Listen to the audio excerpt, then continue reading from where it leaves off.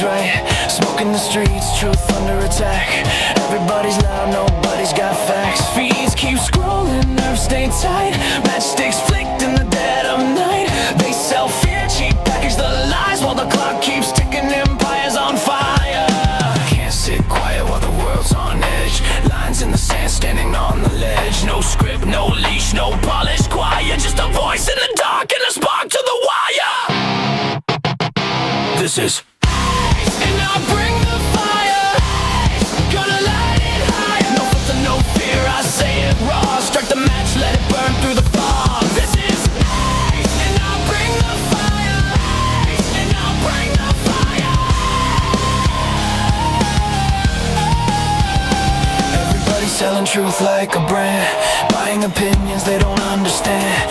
Talking in circles, screaming online. Keyboard courage, borrowed spines. Yeah, power plays dressed up as peace.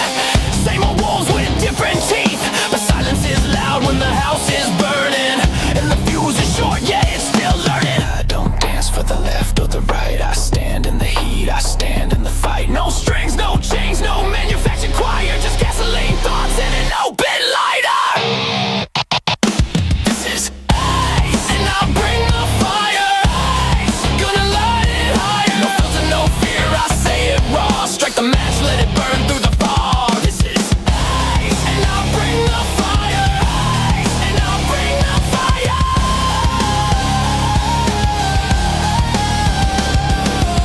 The world's on tilt, pressure climbing. Truth don't whisper, it's perfect timing. You can't cancel the smoke, you can't stop flame. Say my name when it hits, say my name. Why? Say my name. Say my.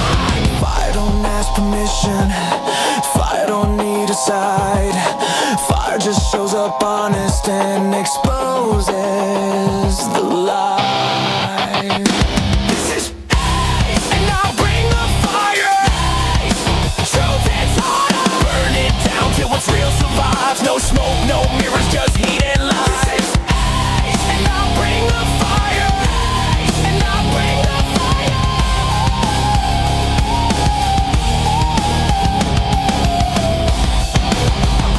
American fire. Strike it. Let it speak.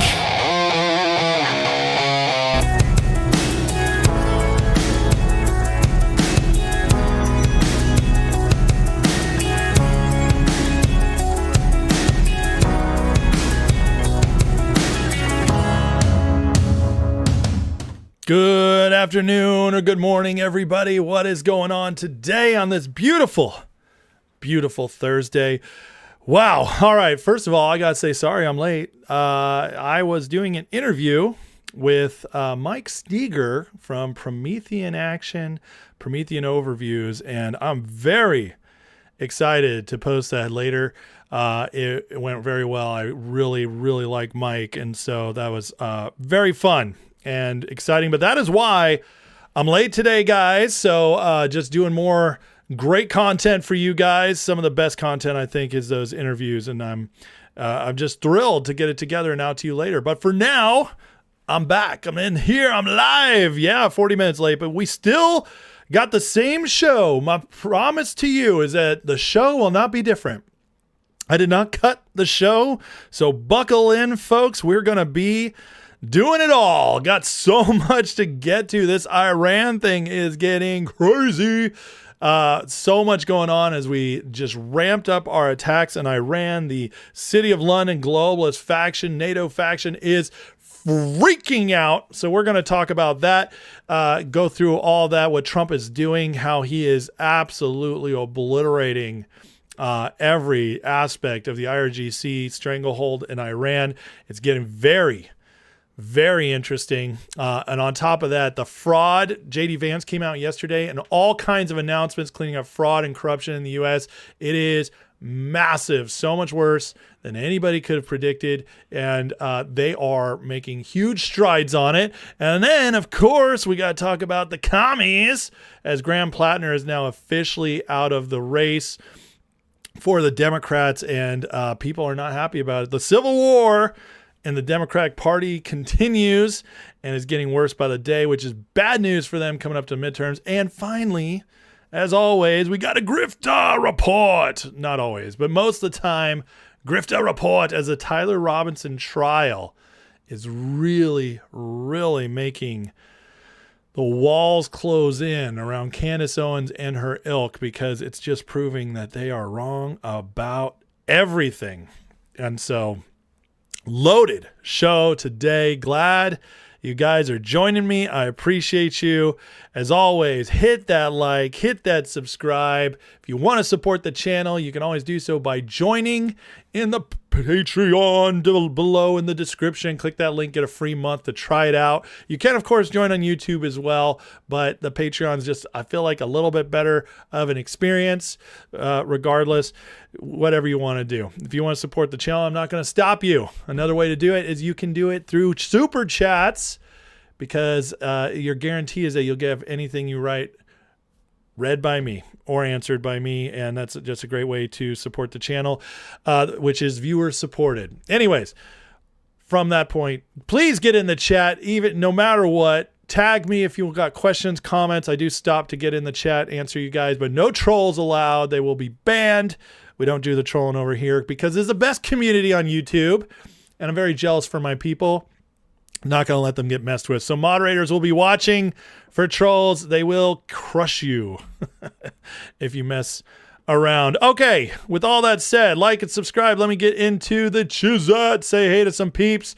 Start with Rumble today. Don Julio, Pixel Snap, So Cali, and Lochtefeld and Nels holding it down over there on the Rums. Welcome, guys. Thank you so much for supporting here on YouTube. We got Kim Wiley, Kika, one of the many, the one, what to do, Golden Code, Terry, Moody Waters, Seth, Linerode, Threads, you changed your thing. I like it. No longer Threads of Hera, Threads.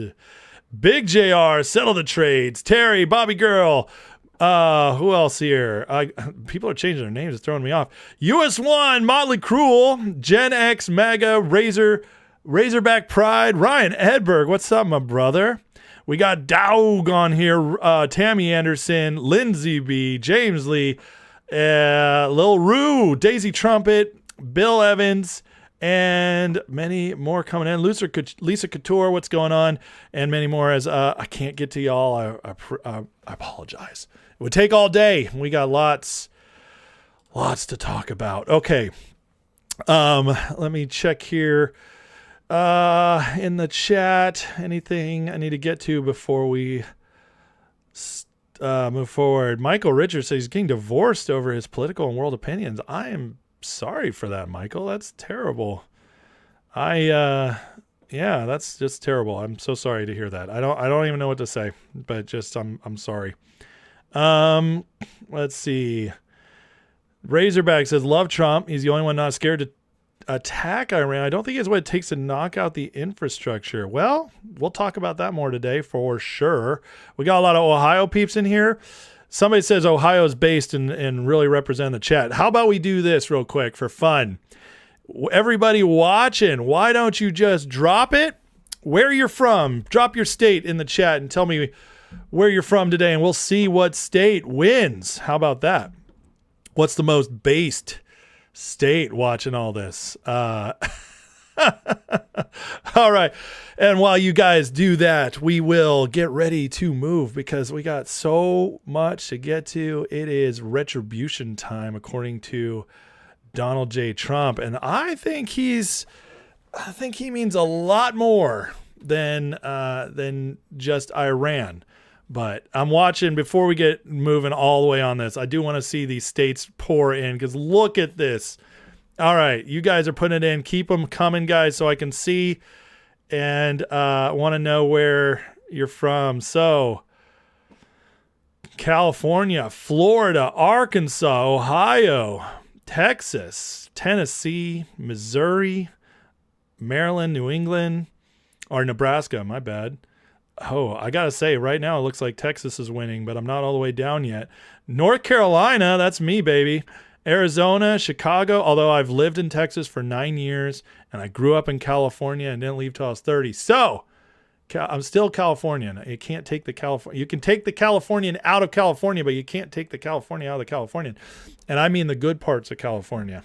But I love Texas and love North Carolina. Those are my homes. Colorado, Oregon, Virginia, Indiana, Georgia, Rhode Island. So you're one of the 5 people in Rhode Island, and I'm glad you're here. Washington State, Alberta, Moody's representing the Canada. Fresno, California.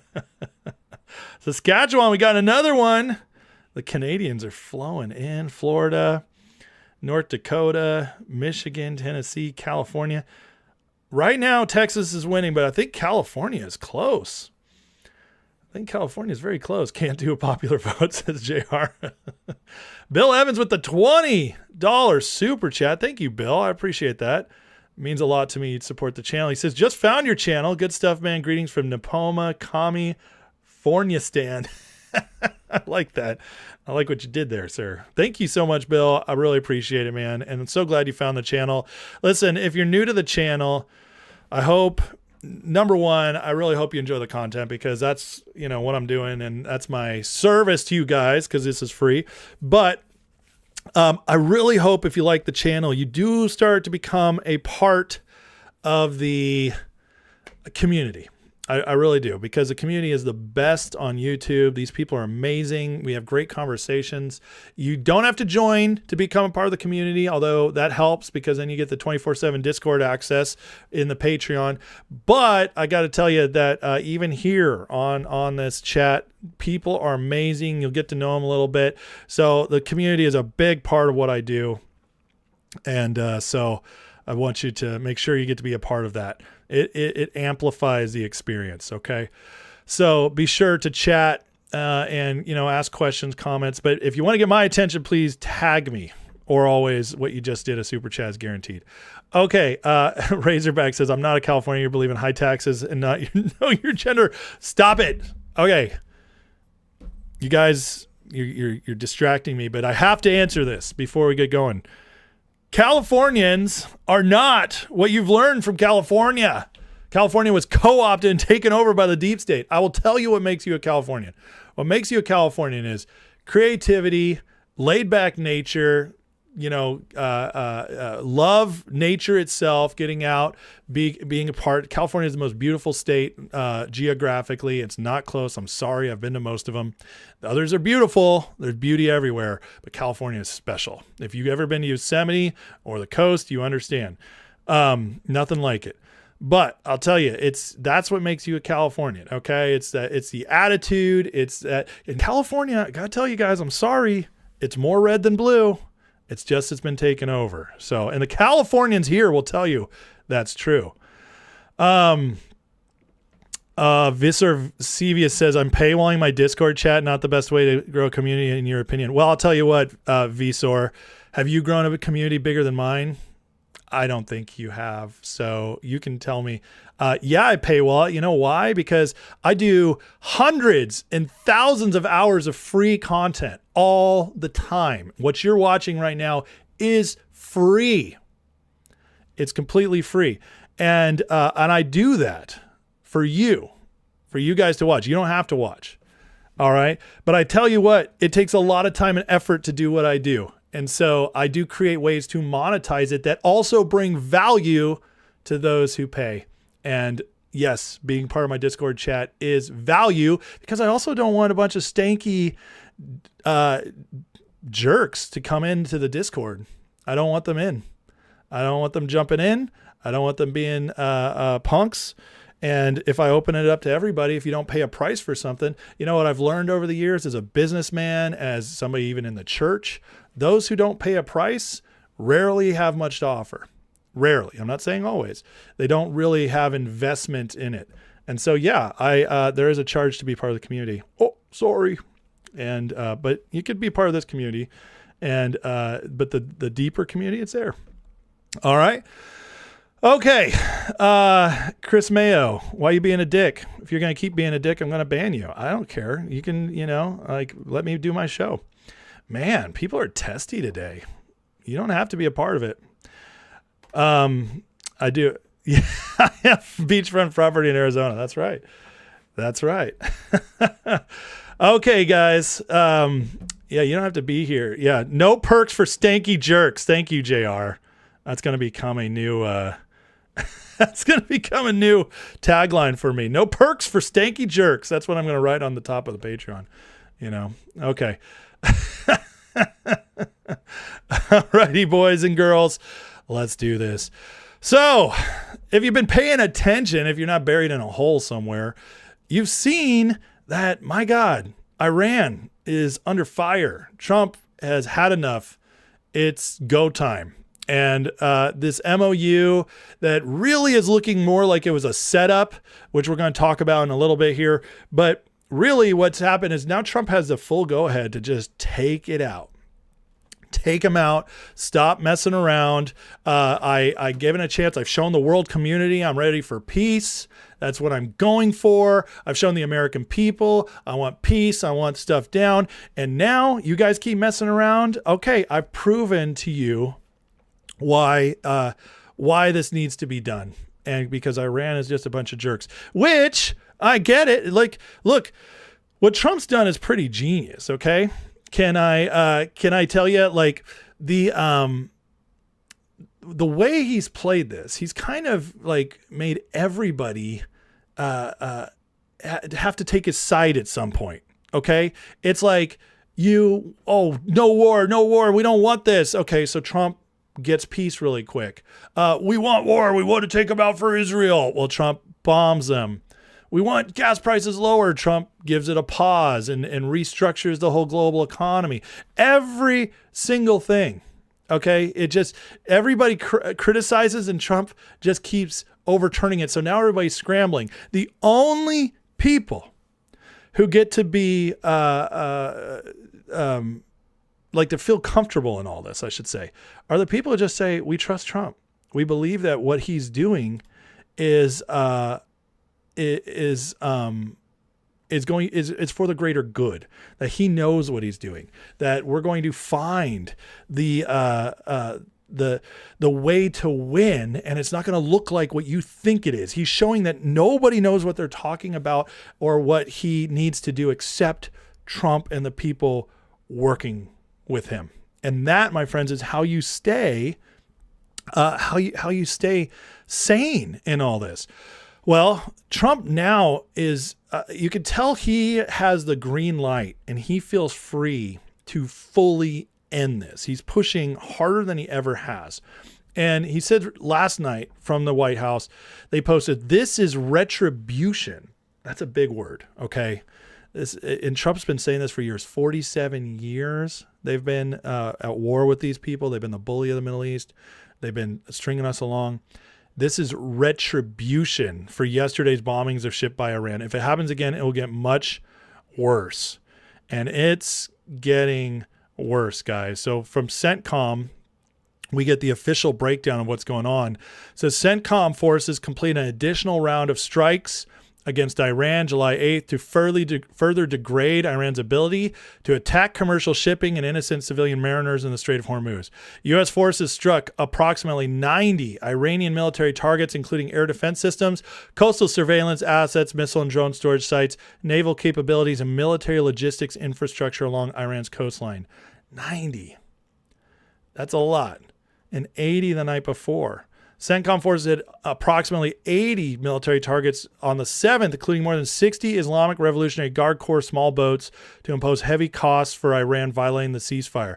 150 targets, and they targeted 3 boats. Does this look like a tit for tat to you, or does this look like, oh, I got the go-ahead now?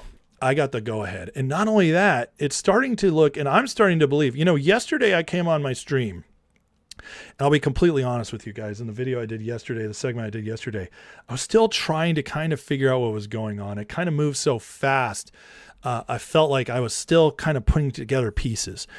And now I got to tell you, this just looks like Trump bided his time perfectly. Every time they struck, we got more information on where they're striking from, what what do they have, the missile launchers, where they're at, how they're useful, which ones are working.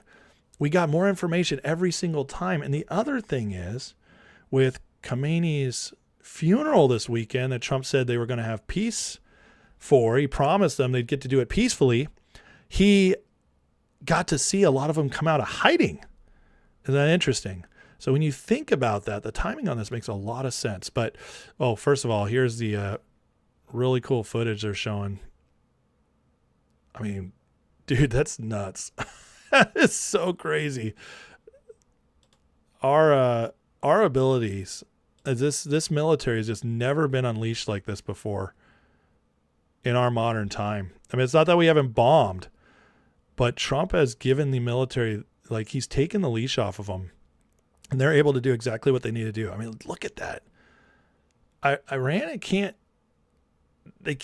continue to go on this way. They're losing everything. They don't have the resources we have. They don't have the industry we have. They don't have the trade partners we have. You just can't, this is we're bleeding them out. We really are. Here's Fox News with a little update on it. Coverage for you tonight. Lucas Tomlinson in Ankara shows us what else the president said before leaving the summit. We begin, though, with our senior correspondent, Mike Tobin. He's in Tel Aviv for us tonight with a look at the ongoing U.S. military operation. Good evening, Mike. Good evening, John. Central Command confirms that new round of strikes is underway. And as you mentioned, it's been underway for about 2 hours. A number of strikes is anticipated to be greater than what we saw last night. Now, the president took to Truth Social, stating that this is indeed retribution for the strikes on commercial shipping. And he says if it happens again, it'll get worse. With 20 warships and 2 carrier strike groups in the region, a U.S. official says the Navy is ready to reimpose the blockade on Iranian ports as Iran harasses shipping vessels. They are not going to give in to this, in my judgment, and it will likely lead to return to major combat operations. This as airstrikes re-engage. Air Force and Navy jets did the work. War Secretary Pete Hegseth in Turkey gave details about the... Crazy stuff. Crazy. As you can see, we're doing much more than just taking out the military targets this time, though. We're starting to hit infrastructure. And from this, Far News Agency, a U.S. strike hit a rail bridge used for trade routes connecting Iran with China and Russia. And he says some are questioning if this was actually a U.S. strike or sabotage. We'll probably learn eventually. But regardless, here's the bridge being taken out. And again, they don't have a lot of trade partners.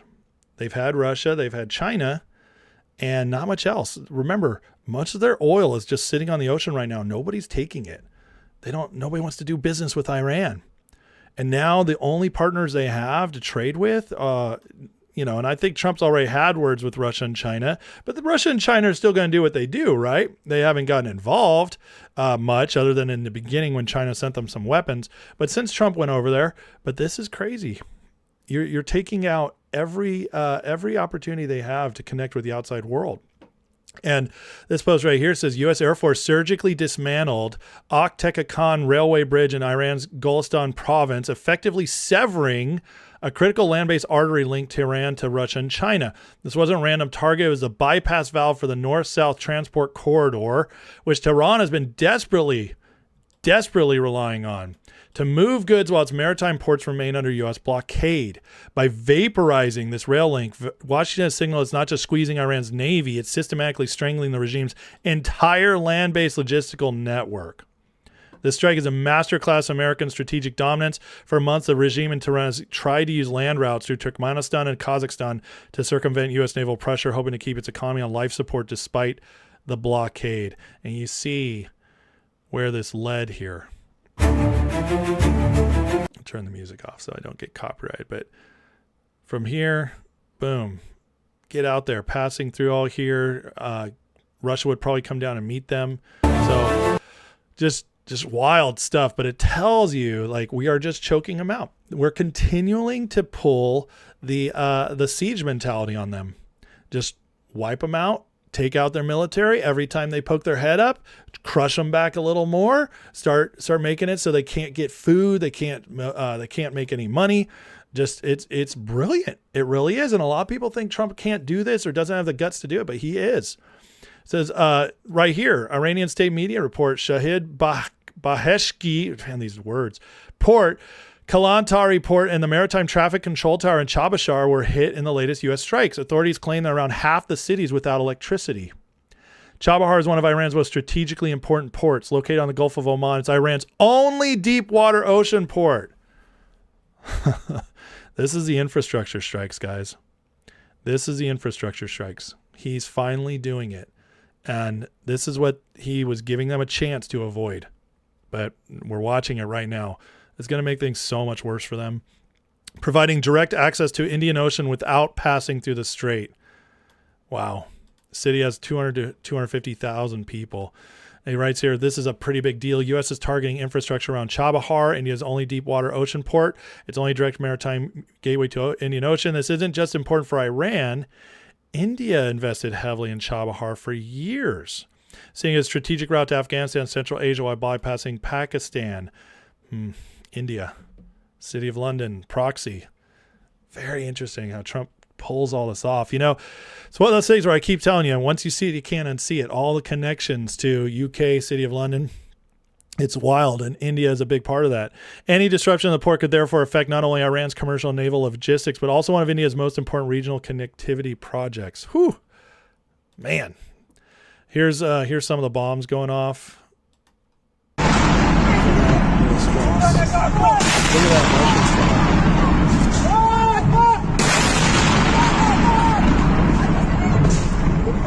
Oh, but Iran's winning. It's winning, guys. Oh my God, come on. Are you like, this is so crazy. Pentagon released videos, American forces obliterating the 90 targets, which I already showed you guys that. But here's Buzz Patterson sharing. Trump has been posting these videos. He wants us to see. He wants us to see what's happening.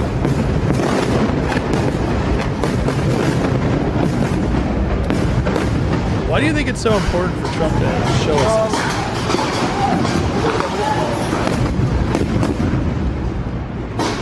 I'll tell you why. Because the propaganda coming out is insane. The media here in America, what does it keep doing? It keeps reporting what the Iranians are saying. And it doesn't trust what we say. This is why Trump is showing us all this. Here's some more.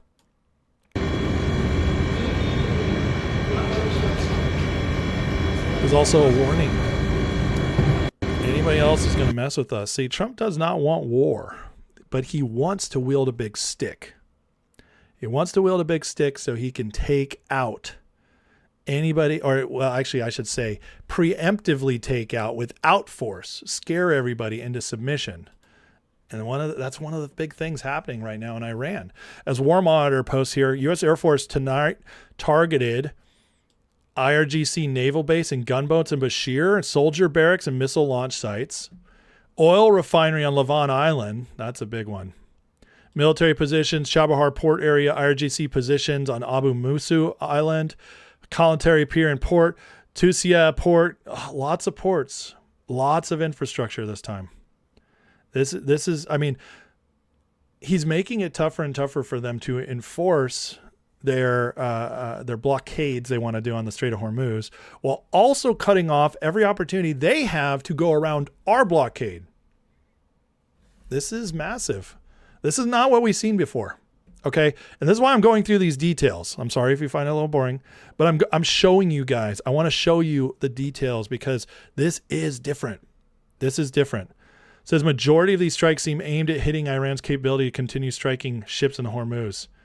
Trump's just going to completely take that off the table. You want to control the Strait of Hormuz? That's all you ever hear about from the pundits who are negative on this. Oh, they're going to control the Strait of Hormuz again. Oh, they're going to control the Strait of Hormuz. Trump wasn't planned for the Strait of Hormuz. What happens when they can't do anything? Eventually you run out of bullets. Eventually you run out of missile launchers. There's only a finite amount. And we've been winding it down, breaking it down now for 4 months. This is the largest strike since the initial attacks on February 28th, March 1st. This is massive.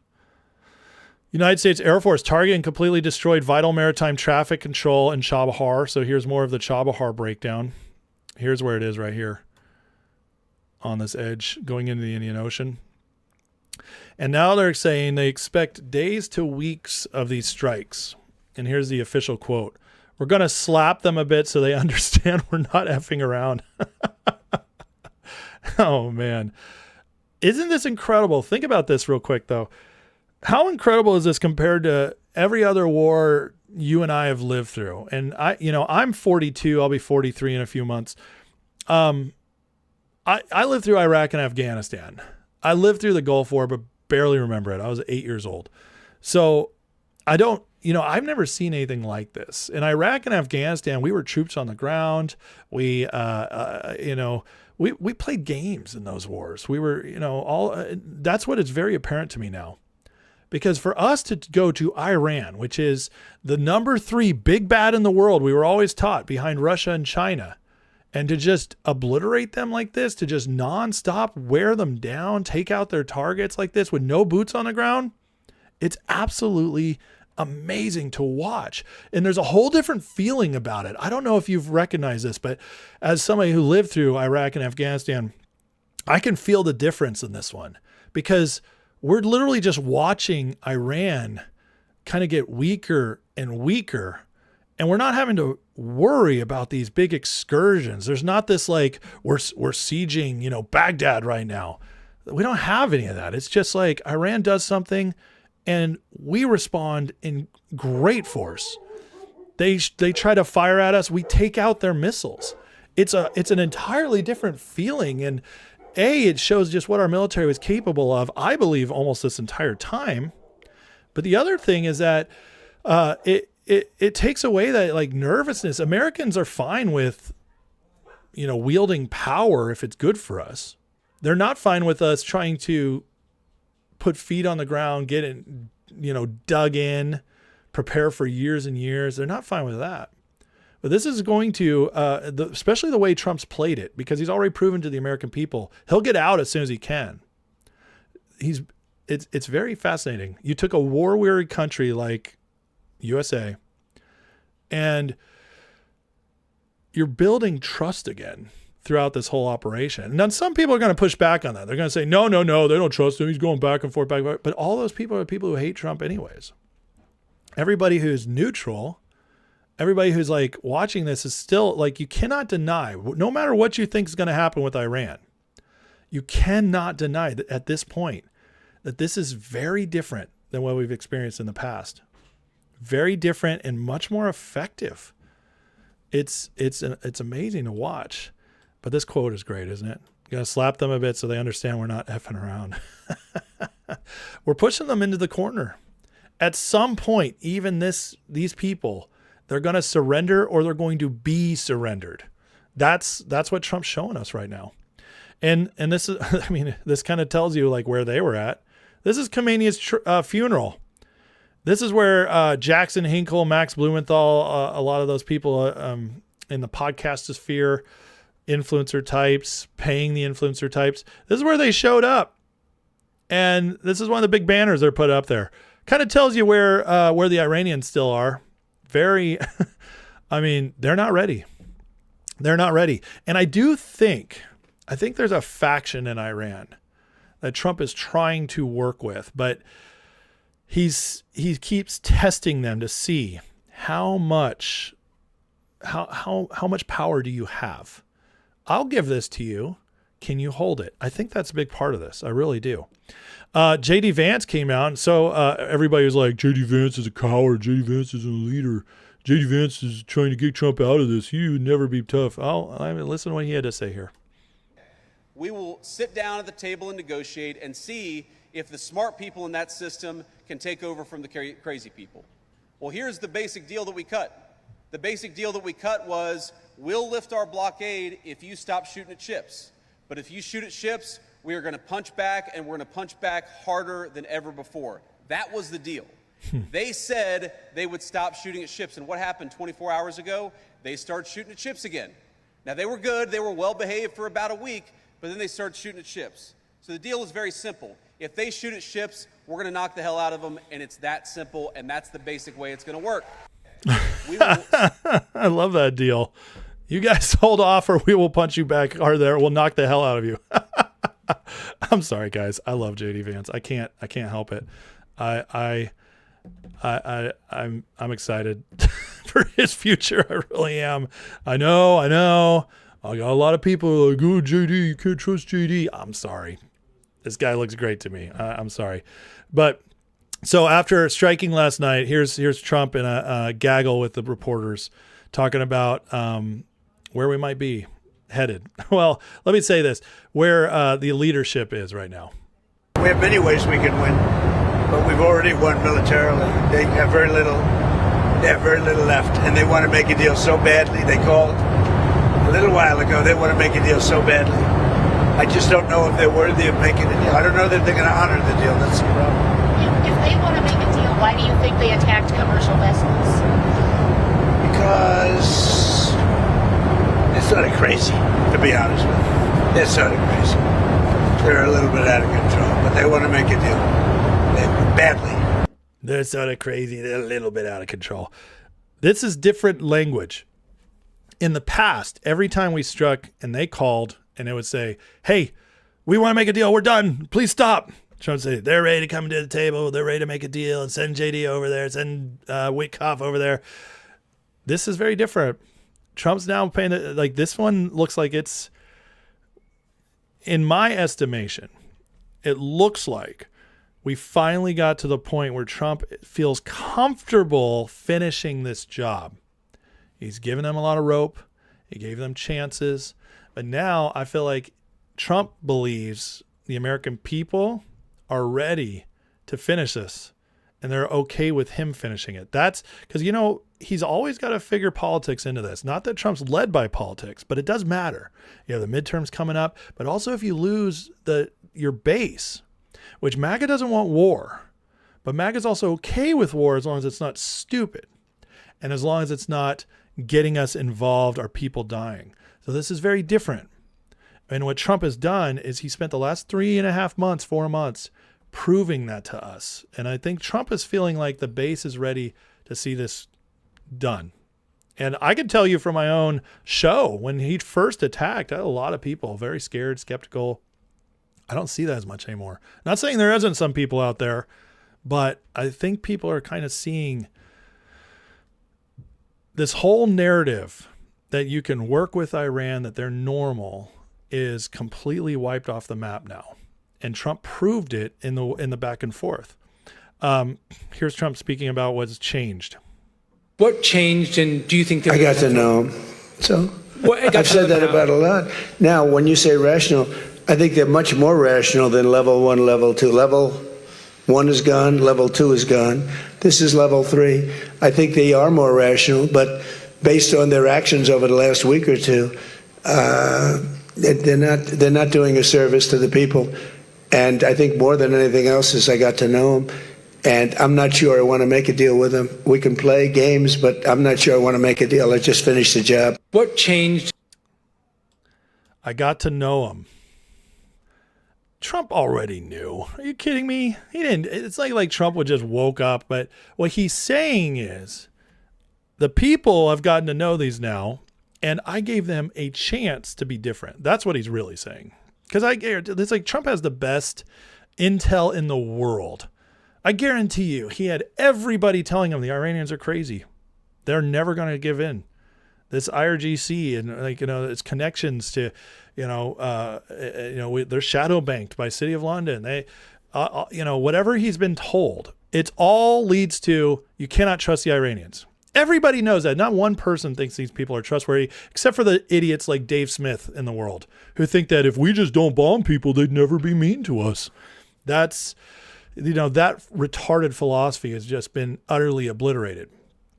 So Trump knew, but he means I showed the people now. We got to know him. And he's also saying I gave him a chance. They didn't take it. And that proved who they really are. Now, Pete Hegseth wrote this fact and to Trump saying, we hit 10 times harder. We hit much harder than they do. We have a lot better equipment than they do. We may even, somebody asked before, do you think you'll hit them tonight? I said, we might. Yeah, we might. But when they hit, we hit. It's what we use their language. We speak their language. No, I don't think so. I think anything that happens is going to be over very quickly. When they hit, we use their language. That whole bravado thing, Trump is just erasing it. And interesting, in the other clip, he also said, this time, probably not going to do a deal. We're just going to finish it. It's time. It's time. Now, Iran is in a very, very bad place. You see right here, this chart is telling us that the assessment by Kahal Zadesh suggests that if Iran's economy contracts 10% this year, more than 5 million Iranians could lose employment, making it one of the largest labor shocks in the market's history. They're entering full-on depression in Iran. As Greg Carlstrom shares here, scenes now unfolding across the country echo the darkest days of the 80 to 88 war with Iraq. Food bought in installments, groceries sold on credit, meals stretched by removing meat, counting eggs, buying only what can be afforded day by day. The war knocked out 25% of Iran's steel production capacity. That was before these latest strikes. 20% of its natural gas production, 30% of its gas condensate output, disrupting the supply of inputs to petrochemical facilities, refineries, and power plants. Dude, do you understand how horrible things would be in America if all this happened within a couple months? If we had a shock to the system like that? Iran is struggling. Their economy is cratering. Trump said in an interview the other day that their inflation right now is 450%. The people can't survive that. It's only a matter of time. And so as he keeps weakening the IRGC, as we keep making it more miserable for there, eventually the people will rise up. They'll have no other choice. And I think that's one thing Trump's waiting on, because so far, whoever's risen up, it hasn't been enough to change anything. It's only been enough to die. You need many more people to rise up at the same time. In the meantime, we'll just keep winding down the IRGC so they have less capabilities. Now, Trump is getting a little cryptic here as well. And I think, you know, we've heard for the last couple years that the assassination attempts on Trump were funded by Iran, and you can take that however you want it. I believe, as I've said many times, Iran's a proxy state of City of London. And, you know, I've provided all the receipts to that. You don't have to agree with me, but that's what I believe. And City of London, NATO, EU, globalists, they have every reason to take out Trump along with Iran. So would it make sense they go through Iran to try to do that? 100% it would. They used Iran to state-sponsored terror, disrupt the Middle East. And so Trump is giving us more insight into that again. Everything's gone. Their leaders are gone. They had leaders, they're gone. And they had another set of leaders, they're gone. Now they have another set of leaders, they may be gone. Who knows? And you know what? I may be gone too, because I'm their number one target. It's out all over the place. I'm their number one because they're scum. That's the way they act, and that's the way they've done it for 47 years. But I'm doing what's right for the country. I'm doing really what's right for the world. They have to be stopped. And they've killed thousands, hundreds of thousands of people. They killed 52,000 protesters over the last 3 months. Everything's gone. I think when Trump says that, I don't think he just means I'm Iran's number one target. I think he means he's all the number one target of everyone. I think that's what he means, because that absolutely makes a lot of sense to me. But this could give you a lot of hope. The technology we have now is crazy. And what Trump's done with the military and the fact that he's letting us hear that stuff, hear this kind of stuff, is it makes you wonder what we don't know. Have that now. There's no way they have a nuclear weapon. We have cameras, as an example, on the site that those beautiful B-2s at 1 o'clock in the morning 10 months ago blew up. They blew it up. We have cameras, that's called Space Force, if they're in space. But we have cameras that can read the badge of the person going over to a site. Mohammed something. We say it's Mohammed something is there with shovels. Well, shovels won't get you there. The biggest machinery in the world probably won't get you there, if you want to know the truth. It's way, way below. But we're watching that. And if anybody goes there, they get blown up. So nobody's going to touch that. Eventually we'll take it. But what we do have is we have that. That's gone. If we have, you know how insane that is? Cameras from space that can read a name tag? Holy crap. You know, and he's backed it up. And let me explain how he's backed it up, because every single time they've attacked ships, single time they've made a move, we've obliterated them with nothing being stopped.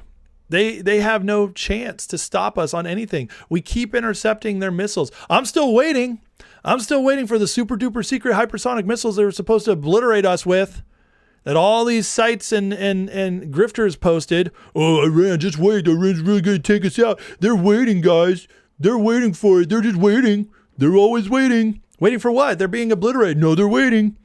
They're waiting. They got the super duper secret hypersonic missiles that are going to blow us up. We're screwed. You can't beat Iran. Okay, retard. Where is it? No, they're waiting. That's all they ever say. It's so stupid. Like when Died Suddenly put that post up that I've gone over a couple times.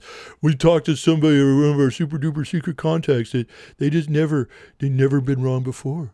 They've told us right 4 times, and they said Iraq's going to take us out. Iran, we just can't beat them, guys. We just can't beat them. They have all the super duper sonic missiles. No, they have a bunch of Timu missiles from China that don't work. We take them out easy. This is so crazy. It's so crazy. But again, like, we can see their name tag from space. We can go into Venezuela and remove their supreme leader in 45 minutes without a casualty. Yeah. We had weapons that took out their weapons from wherever. They don't even know. It's insane. But the super duper sonic missiles, guys, that's so crazy. Now, here's a great breakdown of like how Trump could have strategized all this. So he says, Trump understood Iran would eventually breach the MOU. And, you know, I said this at the beginning. I said, like, we've always had 3 ways to win. Always 3 ways to win. And they're all on our side. We have we obliterate them, which Trump obviously wanted to wait for. We get a deal with them they actually hold to, or the people rise up and take back their nation. We win in all 3 scenarios. There is no realistic scenario, where Iran wins in this. They just don't. Now, I've said this with the MOU. There was no downside. There's no downside to the MOU. And here is where you find out, like, it could have been a setup because it works. And by the way, he says Trump understood Iran would eventually breach the MOU, which is probably true. But the other part of it is that if they didn't breach it, he still wins. You see, Trump likes to set up multiple ways to victory. Says this is why the deal was fully conditional, like JD said. You punch us, we knock the hell out. He bought time for Iranian crude to pile up at sea due to lack of buyers. 100% true. He gave Iraq, Saudi Arabia, UAE, and Oman time to deepen alternatives to Hormuz and secure supply. What did we show you guys a couple weeks ago? The land pathways now that they've created and are utilizing more. They're they've almost completely taken up what was on the Strait of Hormuz. It's incredible. Meanwhile, OPEC broke up too. Oil is hitting the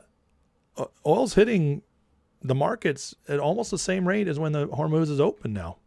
He strengthened U.S. domestic energy security. Fact. He waited for OPEC plus output increases to make Iran weaker and Hormuz less central. U.S. never trusted or gave strength to Iran's strategic move to solidify alternatives and Gulf nation options. Yeah, he did. He also, on top of all this, guys, he bought us time to restock. He bought us time to acquire more intel, find out where more of the people were, where more of their weapons were. And while all this is going on, Iran is so cut off that they don't get to grow at all. They don't get to repair it all. Sure, they do a little bit of stuff here and there. Trump said they fixed some of their radars and that we just took them out. There was no downside for us in this because Trump left us in place. We never left. Our military stayed there. Now, Trump, he said this to reporters, and this is hilarious. So this goes back to him being a threat, but he throws this back at reporters too, who otherwise probably would be happy, let's be honest, if he was taken out. What was the security concern that caused us to change planes? We sent this one in so that the Air Force Base here was in the same exact line. So you saw, did you see the picture? We did. Hundreds of pictures, hundreds of people. Let me see that. You can't see it too well, but there are hundreds of people out there. So they wanted to see. So they came a little bit early and we switched planes. So you're saying there wasn't a security concern? No. And was there any other issue? No issue? No, except we sent it a little early. Same line going back. We sent it a little bit early so that we could let them see it. The whole base came out and saw the plane, and then we landed. Do you know why they had us close our window blinds? That was unusual. Well, yeah, because you're probably on a dangerous flight because of the sleaze bags that we have to deal with. Do you think that Iran was possibly thinking of targeting? Well, I mean, if they asked you to close your windows, probably they feel that way. They didn't ask me to close mine, but if they did, I would have done it. No, these are sick people, so I could see something like that. I didn't know they did that, but I could see something like that. Were you aware of any credible threat by Iran against Air Force Well, I have One? a threat all the time. I'm number one on their list before you. But if I go, you go. Right? But was there a specific threat? Yeah, if I go, you go. They're on the plane together. Perhaps someday you want to change professions. What was You the want to change professions. That is glorious. I love this man. Who else? By the way, Trump's just built different, isn't he? Imagine having your life under constant threat like this, knowing the entire world order wants to take you out, and he's just sitting there with a smile on his face, able to joke about it. He's a different animal, folks. This man's a different animal. He's a vision-oriented man who's not afraid. It's incredible. Now, U.S. crude production just rose to 13.86 million barrels per day, highest ever by far. Crude inventories have jumped 3 million barrels. Export of crude from U.S. crashed another 800,000 to only 3.25 million, lowest in at least 2 years. Export. See, we're exporting less while producing more. It means we're starting to keep it home. This is where we're building up the refineries, and we're going to be able to get cheaper gas here. But as Forney says, Iran war accomplished one of its goals, crushing Iranian energy production, centralizing oil and gas control in the U.S.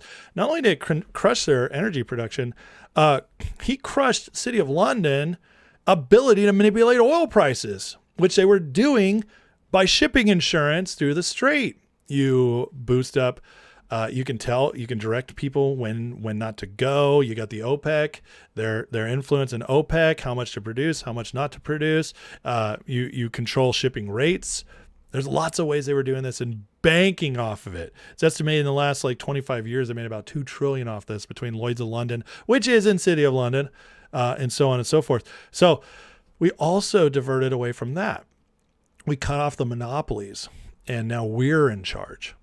Iran's been cut out of the world economy. No one would buy their oil even before sanctions were revoked. American empire rises. He's absolutely right.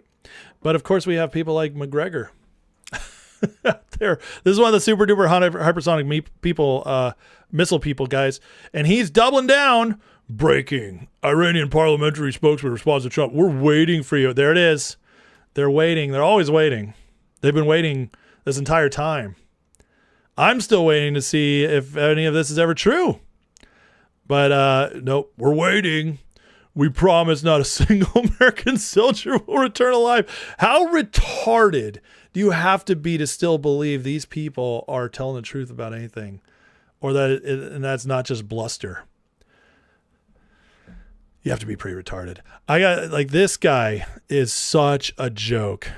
And it makes me sad that there was a time in my life years ago I took him seriously. But the longer he goes on, the longer Trump keeps proving on, the longer we find out that this guy doesn't know anything. And everything he says is lies and blackpilling. And again, just to always say my number one rule on how to spot a grifter, blackpilling. It's all any influencer who says they are in the know who is blackpilling is a grifter. Because when you actually have the information, which is a big theme of why I do what I do, I give the information, I present the information so you guys know we don't have to blackpill. Even when it's hard, we find out there's ways forward. And that's the way we look at it. Now, all this is occurring right after Trump went to NATO. And here's my buddy Steve from Rich Does Politics. I shared one of his videos last week because it was so excellent. And I want to share this one too, because he really, I feel like, has a good grasp right now on what Trump's doing in the foreign policy. And why did Trump went to Turkey and NATO and what's happening surrounding all this Iran attacks right now. This is great stuff. Here's Steve. The NATO summit, it's happening right now in Ankara, Turkey. And most don't really have an idea how everything connects over here and how important this really is. Let's start with the gold situation. You probably heard that Turkey sold a massive chunk, most of its gold reserves. The narrative out there is that Turkey is broke or desperate or in trouble. That's not the true story, the whole story. The moment the Iran war started, energy prices spiked globally. Obviously, the Turkish currency also took a big hit and was already in trouble, right? So they tapped into the gold reserves to stabilize the currency. However, most of that gold wasn't sold. It was swapped for foreign currency as collateral, meaning Turkey gets it all back, right? The warmongers somehow forgot to mention that, didn't they? At the same time, Turkey is modernizing its military, which brings us to the F-35 deal. Turkey was forbidden to purchase or build F-35s in 2019 because they bought Russian S-400 air defense systems. So Turkey got removed from the program. What happened today in Ankara, or yesterday, is that Trump sat down with Erdogan and basically said, hey, the sanctions are coming off. But the price Turkey has to pay for the F-35s is the S-400s have to go. What does that mean for Russia, who sold Turkey that system? It was interesting. It was influence inside NATO that they had. Russia loses a foothold inside the alliance, which is a good thing for NATO, for us. You want to talk about geopolitics? That right there, that's classic Trump geopolitics. Enter Netanyahu. He went on Fox this week, you may have seen it, and he said, don't sell Turkey the F-35s because it will upset the military balance in the Middle East. Israel is the only country in the region with F-35s. They obviously don't want that to change, understandably. And that brings me to the Turkey-Israel situation. Israeli officials have compared the threat from Turkey to the threat from Iran. And Turkey's foreign minister, he actually said it openly, that Israel is looking for a new primary adversary now that Iran has been weakened. This is all true. We covered this, okay? How Israel and Turkey might have been building towards a conflict. And so what Steve has to say here is really good.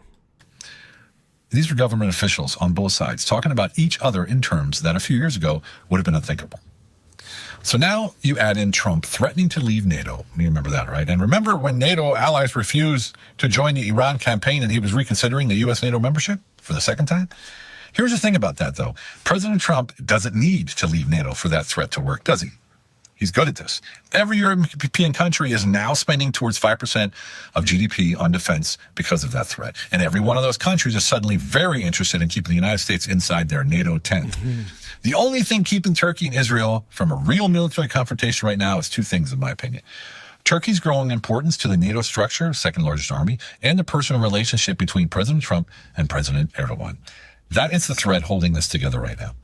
And the F-35 deal today, well, that actually reduces the risk of an Israel-Turkey conflict. Because when you tie Erdogan this close to Washington, then President Trump has real influence how far Ankara pushes. And here's the bottom line for me. Turkey deployed its gold, surviving a war it didn't start. It's trading Russian air defense systems for American jets. It's watching its currency get hammered by regional energy shocks. And it's sitting at the center of a potential confrontation with Israel while managing a military alliance that the United States keeps threatening to leave. That's a lot. And somehow Erdogan is still hosting the summit. You got to say, this is a man who has played every hand that he's been dealt, and he's still in the game, if not leading the game. Now, just look at what President Trump is actually doing. But first, it's noteworthy to say that he actually said, the only reason I'm going to the NATO summit is because my friend, President Erdogan, is hosting it. And then selling the F-35 brings billions back into the American economy. And he's pulling NATO back together after spending a year threatening to walk away from it. He's keeping Turkey and Israel from sliding into conflict. And he's doing all of it through deals and not bombs. Really good stuff from Steve. Now, Steve lives in Turkey, so he gets some really interesting he gets some really interesting perspectives on foreign policy from the Trump perspective, and he definitely is a fan of Trump and, you know, what we see going. But there's a lot there, and I think he's exactly right about how Trump is playing the game right now with Turkey. The one thing I disagree with him on is that I think Trump is still working towards the end of NATO. I really do. I think he's looking to get to the point where we get to, at the very least, be almost fully out of it. Now, there's a lot of legal loopholes to get fully out of it that might not be able to happen without the Senate. But Trump he can wind down troops. We can pull funding. So we could basically get fully out of it. I think Trump's working towards that so he can turn it fully over to the EU and just say, whatever, you guys deal with it. So that's the only place I disagree with Steve on this, but everything else he said is spot on. And you notice like the mastery of Trump working to bring peace to the Middle East, because once you bring peace to the Middle East, you stop the nonstop disruptions that keep going on there. The way to keep pulling everybody into war and conflict. Once you erase that, once you bring sovereignty back to all these states and me and Mike talked about this on an interview I'm going to post later, but once you revolve these people around their nations and set them free in that sense, where they get to, we're a bunch of nations now that are intertwined economically versus fighting each other. You change the whole world, because the Middle East is a center of so much of this.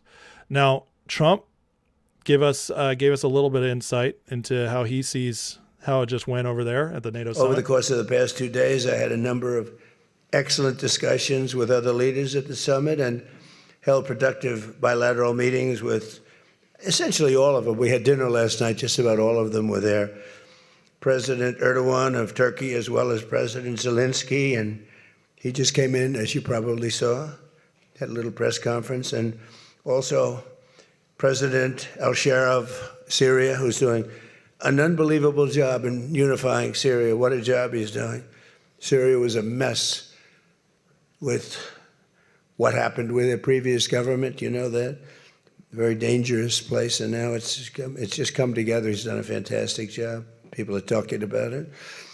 In every conversation, it was clear that America is back, and we're stronger and bigger and better than ever before. We have more jobs, as I said, than ever before.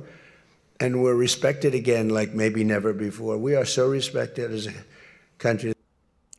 You know, that respect is what Trump, he's the old New Yorker. That's what matters to him the most. And by respect, he means like you come in and they fear you. Trump is basically saying that all these nations, they fear us again. We are in the place where they know they can't mess with us. And that's a big deal, especially to Trump. Now, he keeps saying stuff like this as well, like with regards to what I was just talking about with NATO. Are you going to pull more U.S. troops out of Europe? And if so, how many and where specifically? I haven't made that final determination.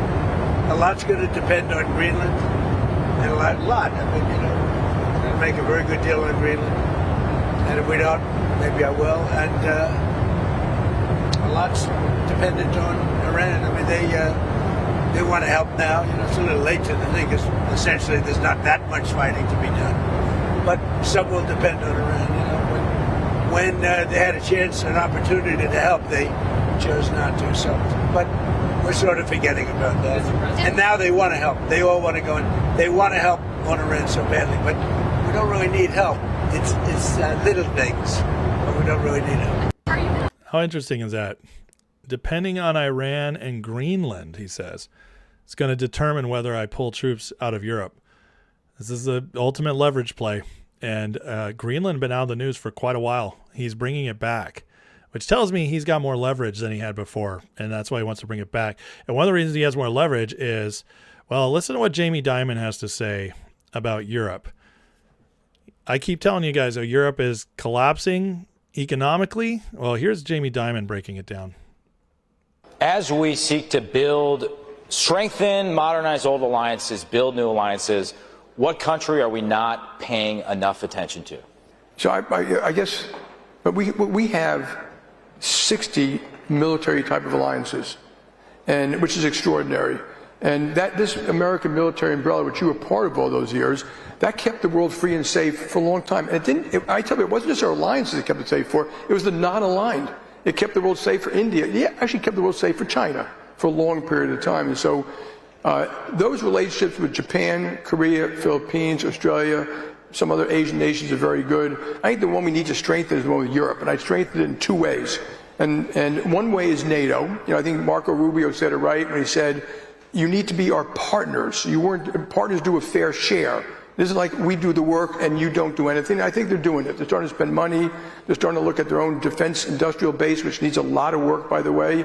We're doing security resiliency in Europe, too. because those folks need to figure out what they're going to build. Where they can't compete with the United States, they shouldn't try, like nuclear submarines. But they can build tanks. But, in Europe, they build 14 different types of tanks. Not everything's interoperable. You're in the military. It doesn't work if that gun, if you have to pick up another gun and it's not the same gun you had before, it's got different bullets and you didn't carry those bullets. So there's a rational policy how they build a defense industrial base.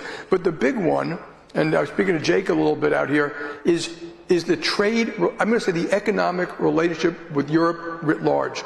Their GDP per person has gone from 90% of America to 70% because of their own bad policies. But that's going to hurt us one day. And we should help them reverse those policies, like the Draghi report, big capital markets, common market, build a defense industrial base. And if they did all those things and resolved the digital tax and this ridiculous this climate thing, which has become extraterritorial, which is almost crazy, by the way, I would give them one big, beautiful free trade bill. All of Europe. And it would be unbelievable for their growth and for our growth, and it would strengthen and economic growth. There's a great op-ed in the paper today. So I don't agree with, and I don't think Trump would agree with what Diamond's prescription is. But the main point is calling out how bad their economy is. 90% of personal GDP to 70%. That is a major step backwards.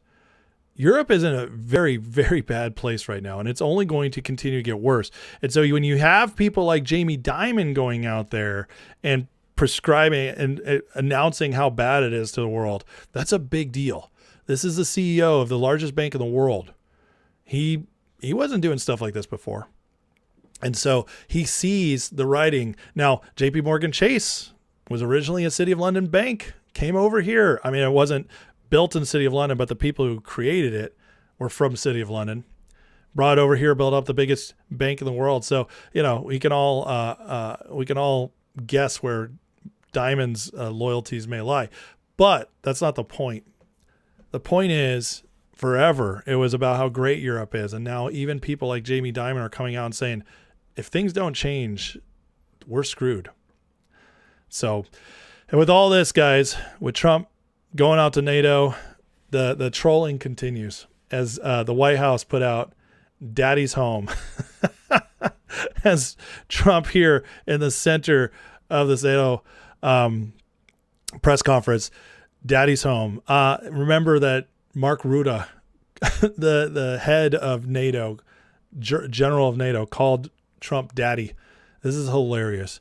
But it tells you where the White House, where Trump feels like they're at. And I got to tell you, all this going on with Iran, NATO, and the way it's disarming the globalist tentacles of the City of London Davos system, it really does feel like daddy's in charge.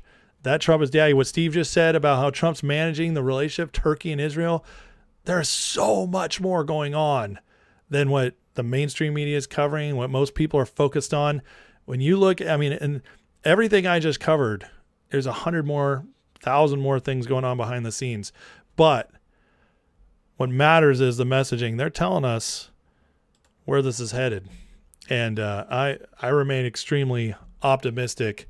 And I can't wait to see how this whole Iran thing plays out, because now that we've upped the ante and going at it, I still contend that we're going to have a better outcome to all this than anybody's predicting, but we'll see. All right. Hit that like and subscribe, guys. That was a really long segment because there's so much to get to, but I got so much more. But before I do, I do want to get into the chat. I want to make sure I get to the super chats that came in and anybody else who is reaching out to me. So Kevin Huffman with a $20 super chat says, here's 20 super dupada economic missiles. Thank you, Kevin, for the super duper missile from Douglas MacArthur's Iran there. David123 with a $10 super chat says, as a Californian, my pops grew up in the 70s, 80s surfing world. He saw when the Mexicans moved in a place like Anaheim, gangs attacked locals immediately. Cali was different. Yeah, that was the beginning of the shift for Cali for sure, man. For those who weren't here at the early chat before we got into the segment, that's what he's addressing. Okay, let me check for anybody who's tagging me, anything, questions, comments, et cetera, before we go on to the next segment, where we're going to be talking about Plattner. getting out and what's going on with the commies and the Civil War in the Democratic Party. Let's see here.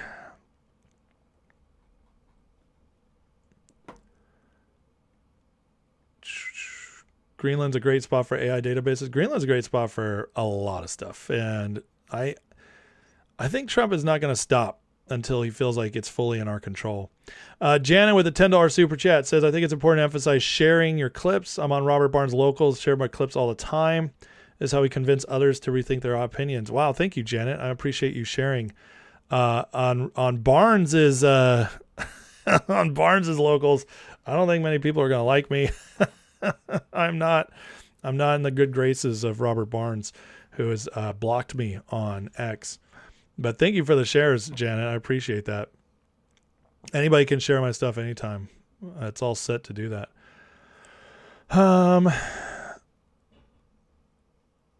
Oh my God, who's this retard? Goodbye.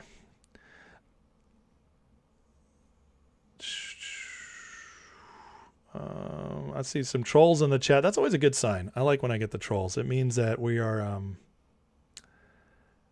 we're on to something. That's what that means. Oh, I found another one. Man, the trolls, it's all over the place. 2 gone. Goodbye, retards. It's so awesome when they show up. I love being, knowing we're right. It's great. You see, you guys, you understand with trolls, it's either one of two things. It's either somebody who is scared and they're pathetic people who are, scared and intimidated by what I'm sharing. So they want to try to take you down, or it's paid bots, paid people, paid to go into chats, disrupt, attack. And that's why we ban them. We ban them. We kick them out because we don't want these people in here. They're not real and they're not offering anything. And then I love when I get the free speech whiners. Oh, you don't believe in free speech? And I say, not in my chat room. Ban. Because it's ridiculous. And that's why we have such a great chat room and a community, because we actually police it. We do. Or not, I'm not dealing with fakes. But all right, again, guys, as always, if you want to get my attention in between segments when I visit the chat, please tag me so I can see it and find it in this fast scrolling chat. Or if you want to support the channel when you do so, leave a super chat and you'll be guaranteed to be read. But again, please tag at the very least, because the more people are here with 1,300 people watching, it's hard to find it all. But yeah. All right. Appreciate you guys. Thank you for your attention to this matter. Let me keep moving on. And again, all questions, comments are welcome, as long as you're not a jerk. Let's get into it, shall we? The Democrat Civil War just went up a notch. They finally got Plattner to bail. And here's a little bit of his goodbye video. I'm not going to play the whole thing because it's 11 minutes. This guy is such a narcissist. He took 11 minutes to say goodbye, but we'll play a couple minutes of it to laugh.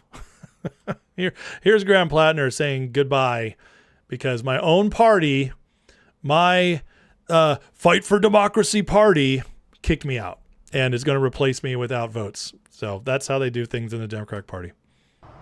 Hey, everyone. It's Graham Plattner here. I think as many of you know, over the past couple days, I have faced some very serious allegations, and I just want to make it clear. This is all false. The things that have been claimed did not happen. If they're false, why are you dropping out, dummy? If they're false, why drop out? Trump is like, they're false, I fight, and I win. Pete Hegseth and his confirmation battle. These allegations are false, and I won. If they're false, you don't need to drop out, do you? It's not real. It has placed an immense amount of weight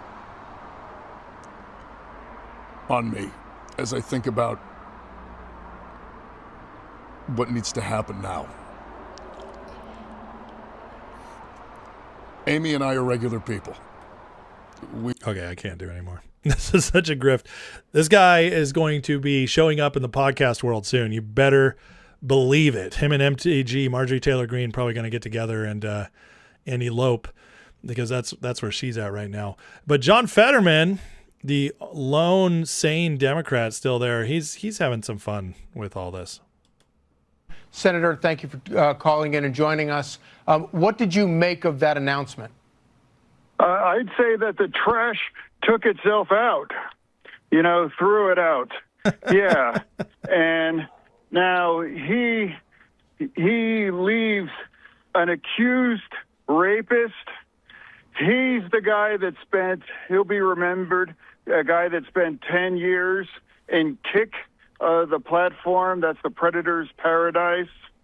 He now defiled his marriage and sent sexual messages to women as a newlywed, and all the things he said. Now he gets to go away. He can go back online. He can go around doing all the kinds of things. But the trash took itself out tonight, and now finally people in Maine have a chance to really vote on someone that's not a piece of trash. How would you like to see that process carried out in Maine? I don't know, but it's like he gave that weird long speech. It's like no one wants you anymore. I'm like, bro, you are an accused rapist. No one wants your endorsement. No one cares what you think. You are going, straight back into oblivion. And now that's the reality, to give that weird long speech and pretend like people will miss you. No one's going to forget you other than the guy that was pushed out of the election because a woman credibly accused you of raping her. So that's his legacy. All that weird long speech, that's his legacy. He will be remembered as an accused rapist that was forced. He acted like he had a choice. Like he's always been a dead man walking. So it's a good day. He choked up a couple of times during that announcement. Do you think he thinks he's the victim here? Oh yeah, definitely. That's the thing. I would say to him, like, P. Hustle, bro. You will only be remembered as the accused rapist that got pushed out of your election. That's your legacy, bro. And you are a guy that cheats on your wife. You're the guy that roughs up your ex-girlfriends. That's your legacy, bro. Dude, Fetterman is not messing around. He is really crushing him here. This is beautiful. I love it. I love this whole Democratic Civil War. It makes me so happy. Fetterman, you can tell, is just fed up with his party. And yes, Fetterman has beliefs I don't agree with, and he votes the wrong way, all kinds of stuff. Fetterman's not somebody I'd support for Senate or anything like that. But I got to say, he makes me happy to know there's somebody with common sense and a little decency still in that party, and a little bit of a sense of humor too. So go back Senator, under that rock that you came from. Senator, you have been very vocal about this for a very long time. You've been unflinching in your scorn for Graham Plattner. Oh yeah, the same cannot be said. Let me ask you. The same cannot be said about the leaders of your party. Goes. Yeah, absolutely. Yeah, like why? What Democrats saw in that trash bag? What did they see in this guy? Was it the Nazi tattoo? Was the gross messages online? The way he roughs up women? And now, what's why did you go in on this dirtbag? But yeah, it's like, this is your legacy, P. Hustle, and now adios, trash bag. That's a shot at the leadership, and that means a shot at Bernie Sanders. Fetterman, who obviously doesn't like his own party, a lot of them, he really hates the socialist wing. Because Fetterman, I get the sense that Fetterman actually does like America. Okay, I think he's actually an American. He's an old school Democrat in many ways. And so it's great to see him going out there like that. Now, they still are stuck with this trash, like this guy, who recently just came out, Tallarico, Texas Tallarico, vegan, gay, crazy Tallarico, who says he's a Christian pastor.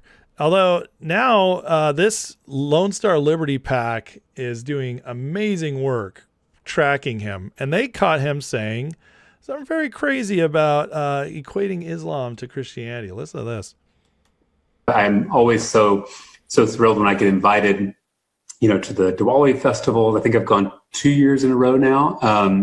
And, also have gotten the chance to speak at some of our local mosques. And I find such wisdom and comfort and inspiration from faith traditions all over the world. And I find that they're all kind of equal pathways to truth. That's how I think, I always think of all of the world's faith traditions as like a circle with, that divine mystery of the universe in the middle. And we all have different names for that mystery, right? Whether it's God or Yahweh or Allah or Nirvana, the Great Spirit, whatever you call it.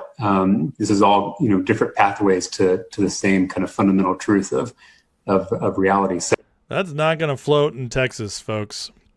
I'm sorry, but most of my family's still in Texas, and that's not going to fly.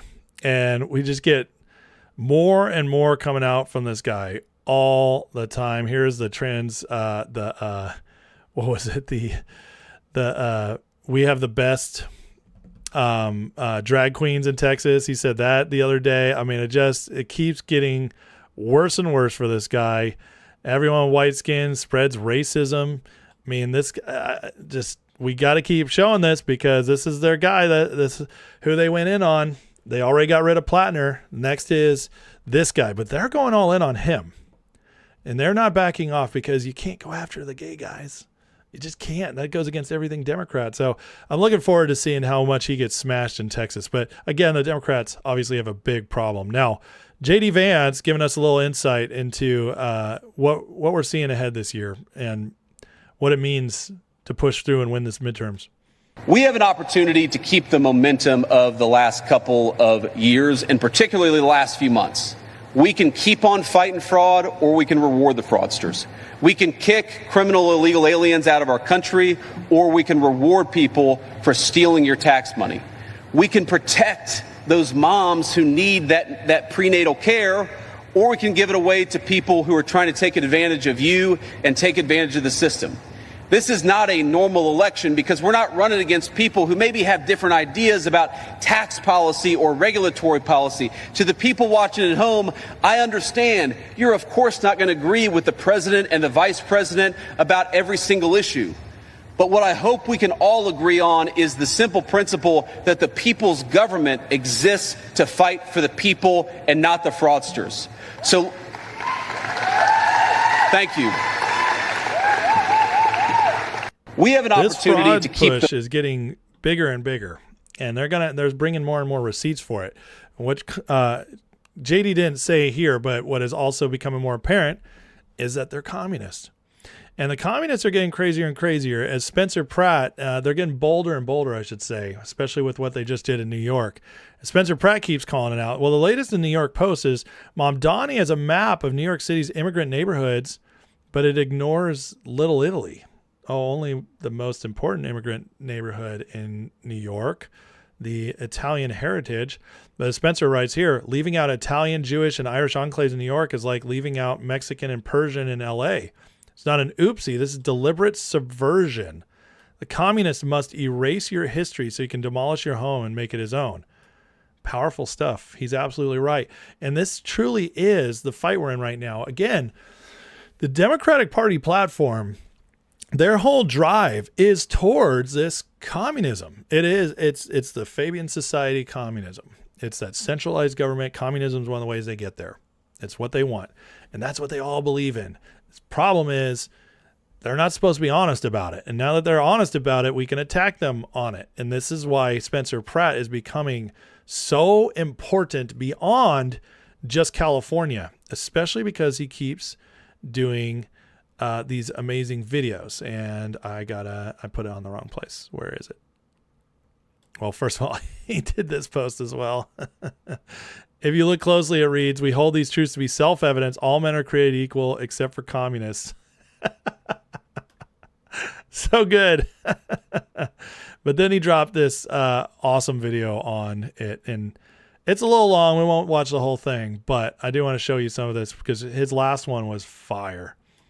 In judicial ethics, the mere appearance of potential fraud is disqualifying. Same goes here. Whether or not there is widespread fraud occurring, there certainly could be, and it doesn't matter how many times you scream, "There's no widespread fraud." A lot of people believe there is, and there's no way to actually validate it. This isn't just about whether or not fraud is swinging the election. The appearance of fraud already is swinging the election. People rightly have zero faith in this janky, inefficient system. They feel like their vote isn't being counted. They feel like illegal ballots are being cast, and they're not wrong to worry about it. There's literally no safeguards in place to prevent that from happening, and way too many openings for it to occur on a massive scale. You all saw how it was neck and neck with Karen Basura on election night, nearly double digits ahead of Nithya, just as the polling predicted. Rahman fighting tears on election night, trailing Spencer Pratt by roughly 40,000 votes and about 10 percentage points. I dominated the in-person vote. I smashed Nithya on the mail-in ballots too. She was crying on election night.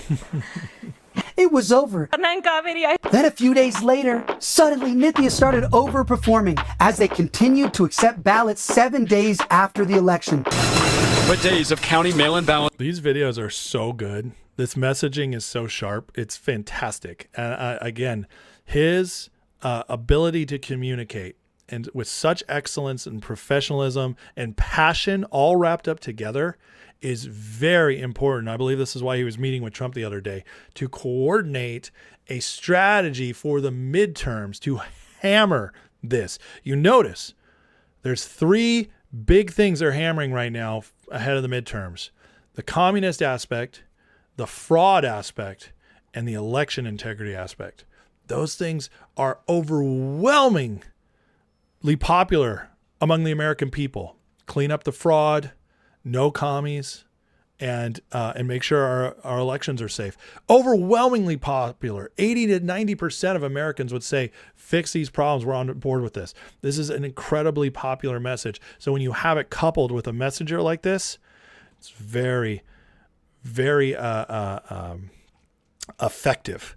And so anyways, let's watch some more. Let's have changed the map. I'm so grateful. Rahman has now erased a 40,000 vote deficit and moved ahead of Pratt by roughly 3,000 votes, a net swing of more than 43,000 votes. 43,000 votes, which just happens to be the exact number of homeless people on the streets in LA. They assured everyone that this is normal because for some reason that they can't explain, Democrats overwhelmingly vote by mail. There's a historical phenomenon in national voting called the Red Mirage. The Red Mirage. What we were calling a Red Mirage. The Red Mirage. Red Mirage. Yeah. This term was coined because about some swing states count votes, usually favoring Republicans early. Then it becomes an advantage for Democrats later in the evening and then into the next morning. You expect to see the Republican with a lead, but it's not really a lead. This is the thing they pushed in 2020 with Biden, the Red Mirage. There were stories of it ahead of time, and they thought they were going to do it in 2024 again. The Red Mirage is the lie they have built into the narrative of our elections, that Republicans look like they're winning on election day, but it's a mirage. That's what they did, and they've tried to scientifically explain it to us as if it should be expected. Wild, and I love that Spencer Pratt is breaking this down here. Democrats vote in higher numbers by a mail-in ballot. Historically, Democrats vote in higher numbers by mail-in ballots. But not all Democrats, just the ones who are voting for the third place candidate, the one candidate who really needed the votes. Don't forget, there were 2 Democrats in the race, but for some reason, only the third place Democrat who needed the votes saw a disproportionate spike in votes several days after the election. Plus, multiple studies have shown that mail voting doesn't provide an advantage to either party. It's a myth. The media will say that claims of fraud here are without evidence. Keep in mind, an anomalous statistical spike like this is evidence of fraud. As any forensic accountant, it may not be necessarily... That's such a good point right there, that these these statistical anomalies are evidence. He says they're not necessarily proof, but they are evidence. So for everybody who's always like, there's no evidence, no, that is evidence. It's such a good point. Nobody ever says that. I love this man. Proof of fraud, but it is certainly evidence of fraud. But forget the late ballots. Just because the vote swing coincidentally matched the specific Lhasa count of homeless people on the streets, just because NGOs that Nithya cuts checks to were hoarding ballots, just because hundreds of thousands of dead people and ex-residents who've left California were still on the voter rolls, doesn't mean anyone is taking those loose ballots and filling them out. First off, it's against the law. And we all know if it's against the law, it doesn't happen. Secondly, we have signature verification. Everyone has to sign their ballot, and a computer checks your signature. Well, except some voters can't sign, so they carved out a rule where you can just make a mark on the ballot, and a witness can sign on your behalf. It can be an X or a scribble or even a happy face, as long as a witness signs off on it. And don't forget, once they separate the ballot from the envelope, there's zero way to trace it back to the ballot to check if a sudden tranche of votes that swung predominantly to one candidate had come from a bunch of ballots with the happy faces in the signature box. The DSA instructs their ballot harvesters to go door to door and tell them to vote for Nithya Raman and even help them fill in the bubble for their preferred socialist candidates. This is explicitly illegal. A ballot harvester can't tell you how to vote, and they certainly can't help you fill out the ballot. But laws don't matter if you have no mechanism in place to prevent the crime from occurring in the first place. Boom. Man, so good. He goes on, that's only half of the video, but I recommend watching the whole thing. Please spread it, get it out there. This is one of the ways we win the midterms and fix things going forward. Spencer Pratt is so important, and it's becoming more and more obvious every day. He came out of nowhere. All right. I know he was a reality TV star, and so, yeah, he had a name, but in this way, he came out of nowhere. And just like Trump, who was famous before politics, Pratt has that going for him. Nobody expected this from Spencer Pratt. And because he has ins in the entertainment community, he's trusted, he has fans. There's a lot of people who might be middle of the road, lean left, that actually trust him. That's why he almost won the mayoral election in LA, and honestly, probably would have won if it was a fair election. That's huge. Because even LA, even though I believe California is mostly red and rigged, LA is not. LA is definitely mostly blue still. And Spencer Pratt could have won it. See, we're not the only ones watching these videos. There are people who are in the middle, who are left-leaning, who might be full-on leftists and are just upset with the system, that because it's Spencer Pratt, they'll watch these videos. Because it's Spencer, they'll listen. That's a big deal. And when he does it so well, that wakes up people. This is a big deal. And I believe Spencer Pratt, this is just the beginning for a long political career where he might become one of the most important messengers going forward. He's definitely one of the most important right now. A lot of it's going to be up to his choice. It's going to be up to what he does end up accomplishing when push comes to shove. I mean, you can't predict the future, but I can tell you, you can see the talent, the political talent. He's got it. His career in entertainment, the fact that he's channeled that creativity with this passion, that's massive. And it's wonderful to see him on our side. Again, he's just meeting with Trump. So, but the video goes on. It's so good. And let's just play the ending real quick. But that doesn't mean I quit. I don't know how to quit. He never knew when to quit. My goal isn't to try and salvage the campaign, just like my advocacy in the wake of the Palisades fire wasn't about my own home. It's too late for me. This is about you. This is about the next one. It's about exposing this corrupt rigged system and changing it for the next election. If I have to be the kamikaze pilot to finally get this fixed, so be it. There's a right way and a wrong way to do this. The right way isn't easy, but it ends with commie animals and handcuffs. I will restore faith in our elections if it's the last thing I do. And to all you fraudsters out there, we've been watching you, and justice is coming. Holy smokes.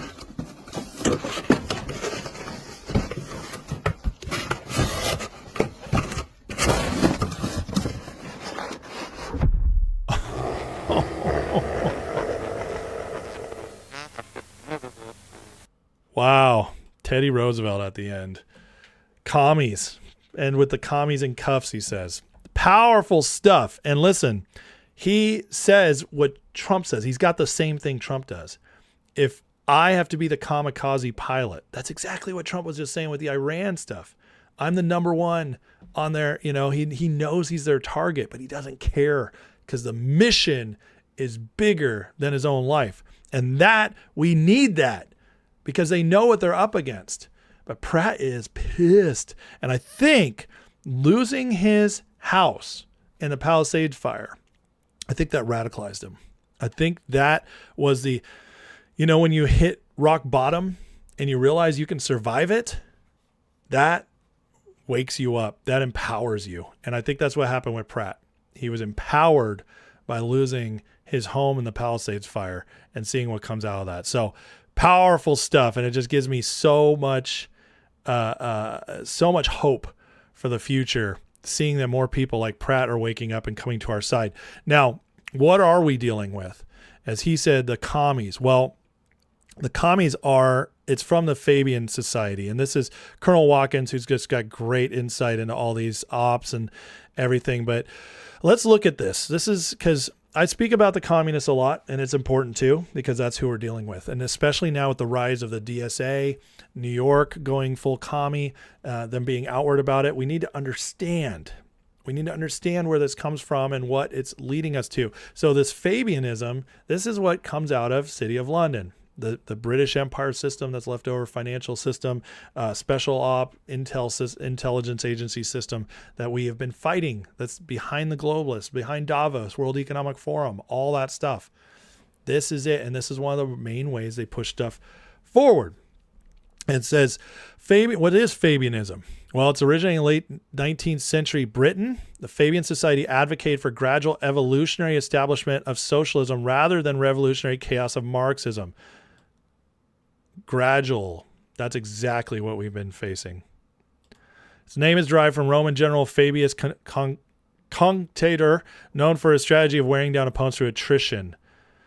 It's a top-down strategy, focuses on capture of existing institutions, universities, civil services, policy think tanks to reshape society from within. Believes in the inevitability of gradualism. That's exactly what they've been doing, folks. That's exactly what the Democrats do. That's why they hide behind the scenes. And now that they're out in front, it's moving to the revolutionary chaos of Marxism, which America won't stand for. See, as long as they stayed behind the scenes, they had a chance. But it's not happening. Now, what's the goal? Total subversion of Western Christian identity and atomization of populist and competing identity groups, making it impossible for a unified national religious identity to resist a managerial state. Just like the letting all the illegals in. Yeah, and you see it now, folks. This is what they've been doing to us. The fabrication of consents, Fabianism, is Fabians provide bureaucratic structure. They build the schools, all liberal, administrative state, our bureaucracy, and the NGOs. Operate in the shadows of civil service to ensure no matter who's elected, policy trajectory remains firmly towards centralized anti-national power. This is why Trump said the slaughter case that now allows him to fire basically everybody in the executive branch, why it was so important. Because now you can take out the whole civil service. And they're working on it. So anyways, it's just great stuff. Go through this, follow her on X, listen to her stuff. She's fascinating how she goes through how the PSYOPs work, how they've built all this, stemming from City of London intelligence agencies, what they've been doing to us. But this is, the Fabianism is what they're doing. Okay. And then, yes, she also talks about the critical theory, which is destruction of opposition. Critical theorists provide cultural weapons. They erode individuals' connection to family, his nation, his faith by labeling every traditional norm as oppressive. And that's how they do it. Fabianism builds the cage. Critical theory breaks the spirit of the people, so they willingly walk inside it. That's what we've been dealing with. That's what Obama is in. This is all of the leaders in the Democratic Party. Hillary Clinton, Obama, Kamala Harris, you name it. They all are utilizing this. It's what John Brennan is behind, him being tied to the intelligence agencies, John Podesta. It's what they do. This is what they do. And this all comes out of old school British intelligence, British Empire pushes, created all over there, Fabian Society, City of London. And once you see it, you can't unsee it. And this is why they're freaking out though, guys, because this was working until Trump came along. It was slow and gradual, but it was working. And then COVID happened and woke up a bunch of people, and Trump came and woke up a bunch of people. So they started panicking. They started getting pushing a little harder to move faster. And that woke up even more people. But they wanted to get back. Like, they got to stay behind the scenes to make it work. And now with all these commies, Commie Mom Donnie and others coming out, they're losing everybody fast. This is why they're at civil war right now. So all this is going on. What's happening? Well, Trump's cleaning up that fraud. He's remaking the system the way it should be. And look what's happening. Oh, we're starting to get what we voted for. Millions of people stopped receiving taxpayer-funded food and grocery prices dropped. Well, yep, that's happening right now as Walmart's leading the way. Imagine what would happen if they stopped taxpayer-funded healthcare, housing, and college. That is stopping. It is stopping with all the fraudsters. And Trump, between the deportations and the cleaning up of the fraud and economic policy, you put it all together, we're about to experience something we haven't experienced before. And a boom that could be built from all this that we've never seen before. And this is all starting to happen before the midterms. Another reason Democrats aren't panicking right now. JD, by the way, because he likely is our future, along with Rubio, DeSantis, maybe Spencer Pratt. We have a very strong bench you guys can see being built up. But this kind of story that Vance shares right here, I got to tell you guys, this is why they're terrified of him. And it's not why you think. Like, I got to be honest, I had a little bit of PTSD because the last time that I was in that hotel was the 2024 RNC convention. And if y'all remember, I flew to Milwaukee the Monday morning that the RNC convention starts. And I get there, and I have no idea if I'm the VP nominee or not. So I get to my hotel, which is not the Pfister. It's at the other hotel for the RNC convention. And I get a phone call. Actually, it was a text message from Susie Wiles, who was the campaign manager in 2024. And the text message says, JD, you just missed a very important phone call. I'm like, oh no. So I call the President of the United States and I say, sir, I hear I missed an important phone call. And he said, JD, you did miss a very important phone call. And now I'm going to have to pick somebody else. And like, you know, my entire body clenches up. I'm like, is this real? And then at the same time, my 7-year-old, who's now 9, but at the time, my 7-year-old boy is talking to me about Pokemon cards. So I'm trying to talk to the President of the United States about becoming the vice presidential nominee. And meanwhile, my 7-year-old is talking to me about Charmander cards. And I have no idea what's going on. But so walking through the Pfister Hotel, I've got this like moment of remembrance of the moment where I almost missed the president's phone call. But here I am. It worked out. I'm the Vice President of the United States, thanks to you. Why would I share a stream? It doesn't go anywhere, like that speech. No, it does. That relational ability JD Vance has is powerful.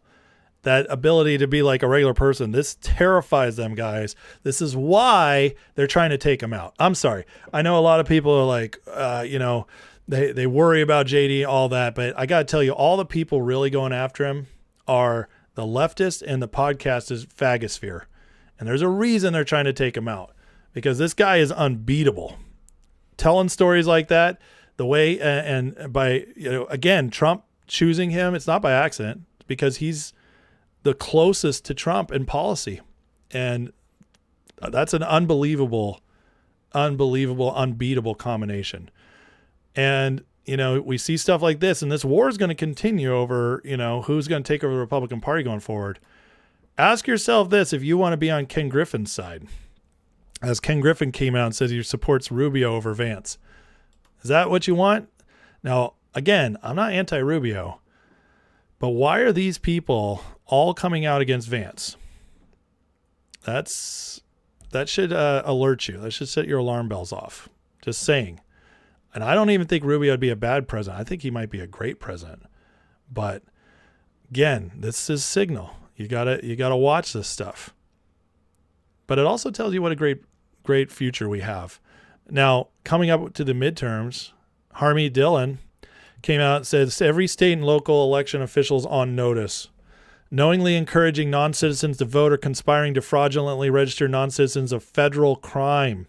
Civil Rights Division is ready to help with compliance as American citizens deserve free and fair elections. We just heard about the 160 lawsuits they're putting forth. Well, they're doubling down. Everybody's watching this midterms.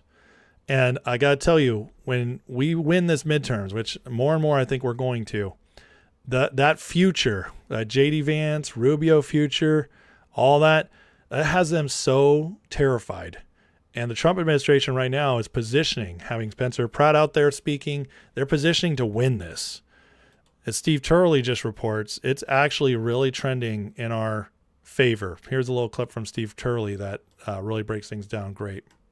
The structural map already gives Republicans a clear path to holding their majority. So you've basically got three congressional projected maps. You got Sabato's crystal ball. They have Republicans sitting right now at 213 safe seats. Cook Political Report has them at 212.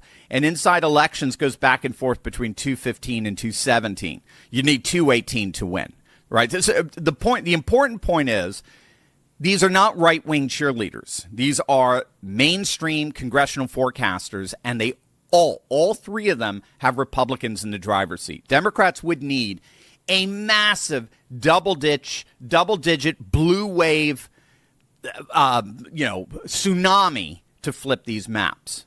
And right now, they're up maybe 2 or 3 points in the generic ballot, 2 or 3. And the kicker, historically, Democrats always get a polling bump during the summer. Republicans have lives. We have families. We actually have kids, unlike increasingly the Democrats, who are in a fertility winter. Republicans go on vacation. They have lives during the summer. They put down politics for a few months. Democrats, they're counting down the seconds to the next protest. So Democrats always poll higher in July and August than they actually perform in November, right? Remember 2024? Remember cackles? And beating Trump by almost double digits in some of those polls in August. Yeah. Right now, in July of 2026, right now, Democrats at best are up by a couple of points. There is no summer bump. It's simply not there. And if you understand what that means historically, you understand exactly why every senior Democrat in Washington is in a cold sweat. They always perform worse in November than they're polled in the summer. And if you're only up by 2 or 3. So true. I've been saying this to you guys. I've been telling you this. You guys, I'm not the only one who sees it now. Smart people like Steve Turley's a smart guy. I don't watch the show a lot, but I every time I see clips from him, he's a smart dude. I know he's smart. He's got millions of followers. He's got to be doing something right. But listen, I mean, they're in trouble. They are in big trouble. This is all falling apart at them at the same time. And again, the American people, I know we get the people who complain, and I have it in my chat sometimes. Oh, Trump hasn't done enough for me yet. Okay, fine. I understand your life is hard. I understand your situation might not have been helped by Trump yet. I get that. Maybe you live in a blue state, and then you really have a hard time. But I got to tell you, the lie that America doesn't like what Trump's doing, it is a lie. The belief that they're going to choose the Democrats over Republicans when the Democrats are insane is a lie. The majority of us won't. And so if you take away their ability to rig, or if you even make it harder to rig and we show up, this is going our way. I mean, for more proof, look at this Quantus Insights poll they just ran. It's has only 16.5% of people blame Trump for inflation. That's a big deal. And we keep hearing that. They're blaming Trump for inflation. 16% are. And I guarantee you 90% of those are Democrats. So again, it's like, this is not trending the way they want it to. We're being lied to at every opportunity. And the only way to see through it is to know your history, your political history, and to actually go look at the data. It's the only way to break through all the noise. Because guys, we have a very, very bright future. They are kicking out their own candidates. They can't, and they're running, total goofballs. Meanwhile, we got Spencer Pratt on our side. We got the commies coming out on the left, and we got a future with, whether it's Vance or Rubio. I mean, it's very bright for us. And all we got to do is keep showing up and keep paying attention. And we got this locked up, not just as midterms, but for a long time. Okay. If you guys don't mind, hit that like and subscribe. We're going to go into the numbers next that has been coming out on the fraud. It is major cleanup time going on out there. And so I want to break that down on a lot of what Trump's doing, the Trump administration is doing with this. But first, let me get into the chat. Let me catch up with, let's see here. Have a Kevin Huffman with another $20 super chat says, it was supposed to be read with my retard voice. You mean the missile one? Hold on. Let me try that then. Here's 20 super duper economic missiles. Is that what you wanted, Kevin? You're welcome, sir. Thank you for the support, my friend. One of the many says, gotta leave early. Excellent as always. Keep up the great work. All right, man. Thank you so much for supporting the channel. You guys are amazing. Let me see if anybody else tried to tag me, get my attention with anything before we move on. Again, guys, if you don't mind, hit that like and subscribe. And if you love this community, if you're enjoying this chat, if you're enjoying this show, please consider joining the membership. You could do so by going into the comments, the description below, clicking that Patreon link, get a free month just to try it out. You can try it out, see if you like it, see if you want to be a part of the community in the Discord channel where we're all talking 24/7. Lots of great stuff in there. And if you enjoy the members only lives, and then you can decide if you want to stay around or not. Otherwise, no risk at all. A free month. There you go.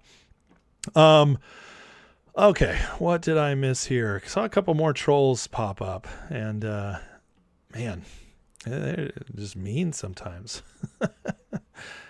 Here we go. Let's see. I'm not seeing many tags.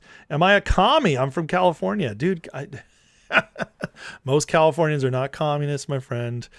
Be nice.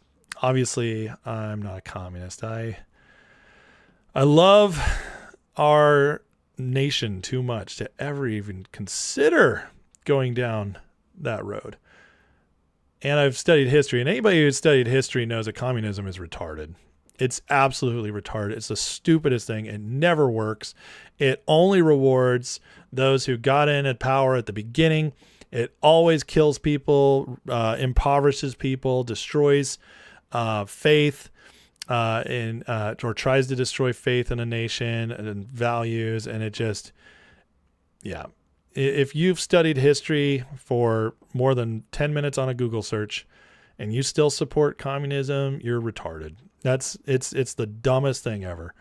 But the only way they get in is they take bitter people who feel entitled to a better life and lie to them and say, we will give you everything if you help us punish those people. And those people, they fall for it, and that's how they bring people in. It's crazy. No, I'm not showing that Rhino Gaming. Thanks. Why would I want to show that? That's terrible. And obviously that has nothing to do with American news. Mr. G, can you imagine therapy session commies are going to need when Trump ends the IRGC and everything's safe again? Think about the terrible, what they're going to need to fix themselves after the midterms don't go their way. They're going to be in big trouble. I didn't say you're a troll, Rhino. I that's not a story I'd cover here. I don't go into like the dirty, disgusting things people do on my channel. For one, it's YouTube and it punishes you for that. For another thing, if you want to go see the darkest dregs of society and what's happening in the world, you can go find that on your own.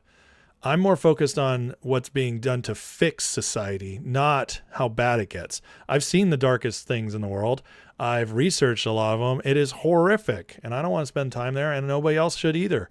We know terrible things happen, and I only touch upon it when it's most necessary. So why would I just pick out one thing to make, to do that? That doesn't make any sense. This, and also I'm not into just, I'm not going to make, anyways, doesn't matter.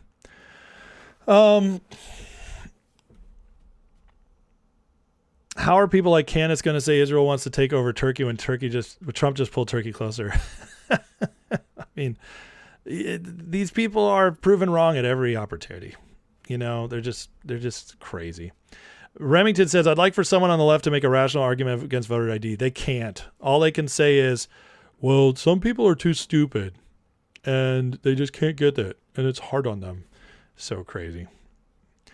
But that's what they do, man. It's nuts. Let's see. Madman says, right, raise taxes, pay for free stuff, turn right around, give themselves a 20% raise. Yep, I covered that yesterday. That's exactly what they're doing in New York. It's insane. It's insane. Rhino, dude, you don't need to use my chat for that, okay? If people want to make their own decisions on that, they can go anywhere. By the way, I could show how evil stuff Israel does. I could show evil stuff Islamic countries do all day long. I could do this all day. I could play that game all day. There are channels that do that. If you want to watch that stuff, spread that stuff, go there. Don't spring it here. This channel is about hope and winning for the future to make the future better. It's not a channel for focusing on evil. That's not what I'm doing here. And if that's what you're going to bring into my chat, I am going to kick you out because you don't need to be here for that. That's not what this channel is about. Okay? I talk about all that stuff. So yeah, if you bring it up again, you're out. Okay? That's not what this channel is about. This channel is about solutions to problems. Okay? We all know the problems are there. And I'm not here to do anti-Israel. I'm not here to do anti-any nation. I'm here to defeat systems and mindsets that lead to that kind of evil. I could spend all day just showing you what happens in our foster care system, and it'd make you weep how children are treated here in America by Americans. So yeah, I'm not interested in that. I could show every single race doing horrific things. So I'm focused on solutions and where we're headed, Rhino. Okay, that's what we're here for. And yes, if I need to expose stuff, I'll expose it, but we're not getting into, we don't need to focus on evil. That's something, everywhere is focusing on evil and dooming, and that doesn't help anybody. Unless you're just absolutely got to wake people up. But here, this is about wake people making solutions, and how those things are moving forward. And I'm definitely never interested in one of those that's like demonizing a people group, whether it's Israel or anybody else. That's just not what I'm here for. That's not what I'm about. Joseph says, I've noticed grocery prices going down just a little bit. It is. It's starting to happen. And again, policies take 18 to 24 months to come into effect. So Trump has done an amazing amount of work on the economy, way more than any other president since Reagan. And he's even done more than Reagan. And Reagan, we saw his approval hit 35%. He lost the midterms in 82, got swamped. But then by 84, he won 49 states because the policies finally started working. It takes time to turn an economy our size. And it will happen. Let's see. Peter Sunnyside, I should say what on every show. I always warn everybody on my show what gets you banned. Okay? I do. So I always give warnings on how you get banned.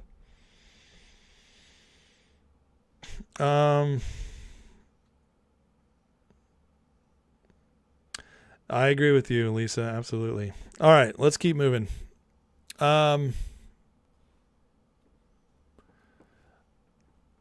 Chiosat with a $5 super chat says Hochul gave Mamdani $8 billion to balance his budget, and now she has the state troopers and Department of Transport writing us tickets like crazy, Texas to death. They're horrible, man. They're so bad. Yeah, It's crazy. It's so infuriating. And like, look, this is the kind of stuff the left does for everything, you know, but it's like it's outward now in New York. So the fact that they're doing that to you guys, I mean, it's only going to get worse too, as long as they're there. Because here's the thing, Hochul and Mamdani are not much different. Not in their policies, not in their worldview. They're really not. The biggest difference is not how they want to run stuff. The difference is that it's how they approach speaking to the voters. So Hochul is going to do it, you know, she's going to say one thing and do another. Mamdani's just going to tell you exactly what he's going to do and then do it. That's the difference. That's the only difference. But as far as like communism, socialism, what they're implementing, they're both believing the same stuff. Yeah, gas did go up a little bit because the attacks on Iran made oil go up a couple bucks. But I'll tell you, it's definitely, considering how much we attacked Iran, actually, let's look at it right now. Let's look at oil price. Considering how much we attacked them, I mean, it's already falling. Look at this. I mean, oil's already headed back down. It peaked at 73 something. And that's nowhere near what it was going towards before. So that tells you that the oil flow we're in a good place. We're in a good place. David123, $5 super chat says, hey, Ace, I plan on reading Bible cover to cover this summer. Should I read a regular Bible, chapter headers and verses, or a reader style? I don't know what you mean by reader style. What I would recommend to you, David, is read it without the notes to start. Read one without the notes so that you can just get the pure Bible and you're figuring it out on your own. And then go research what you don't understand later. And let that kind of be the way you go through it. Have the pure experience first and then go through it later. Remington with a $10 super chat says, Greenland's needed to secure 350 million Americans. Denmark's blocking because of ego. As Vikings, they conquered a lot, including tribes that live there. U.S. taking it should not offend them. I think that Viking spirit left Denmark a long time ago, Remington. At least with 90% of them. But yeah, I agree with you. We need it way more than them. It should be ours. It's on our side of the world. Makes so much more sense for us, especially as the world power who they rely on to help everybody. So, yeah, they're only keeping it for economic purposes and to, you know, be able to hold it over others. So I agree. I hope we end up with Greenland. That'd be amazing. Have I heard of Camp Century? I have not. I'm sorry. Okay. Reader styles, they take out headers and verse numbers so it reads more like a book. I don't know, man. That's up to you. I honestly don't think that would change things that much. The chapters and verses actually kind of can be helpful in telling you when a good like stopping point is, you know. So that actually might help you. So, okay, let's get into the next thing here. Because there's so much going on here in our country. I know the focus right now is all in Iran, but what's happening here is going to be massive. Okay. So let's get into it. Trump right now, the Trump administration is making massive gains and as far as cleaning up the government overspending because of fraud. And this means that for the first time in my life, and as far as I know, further back than that,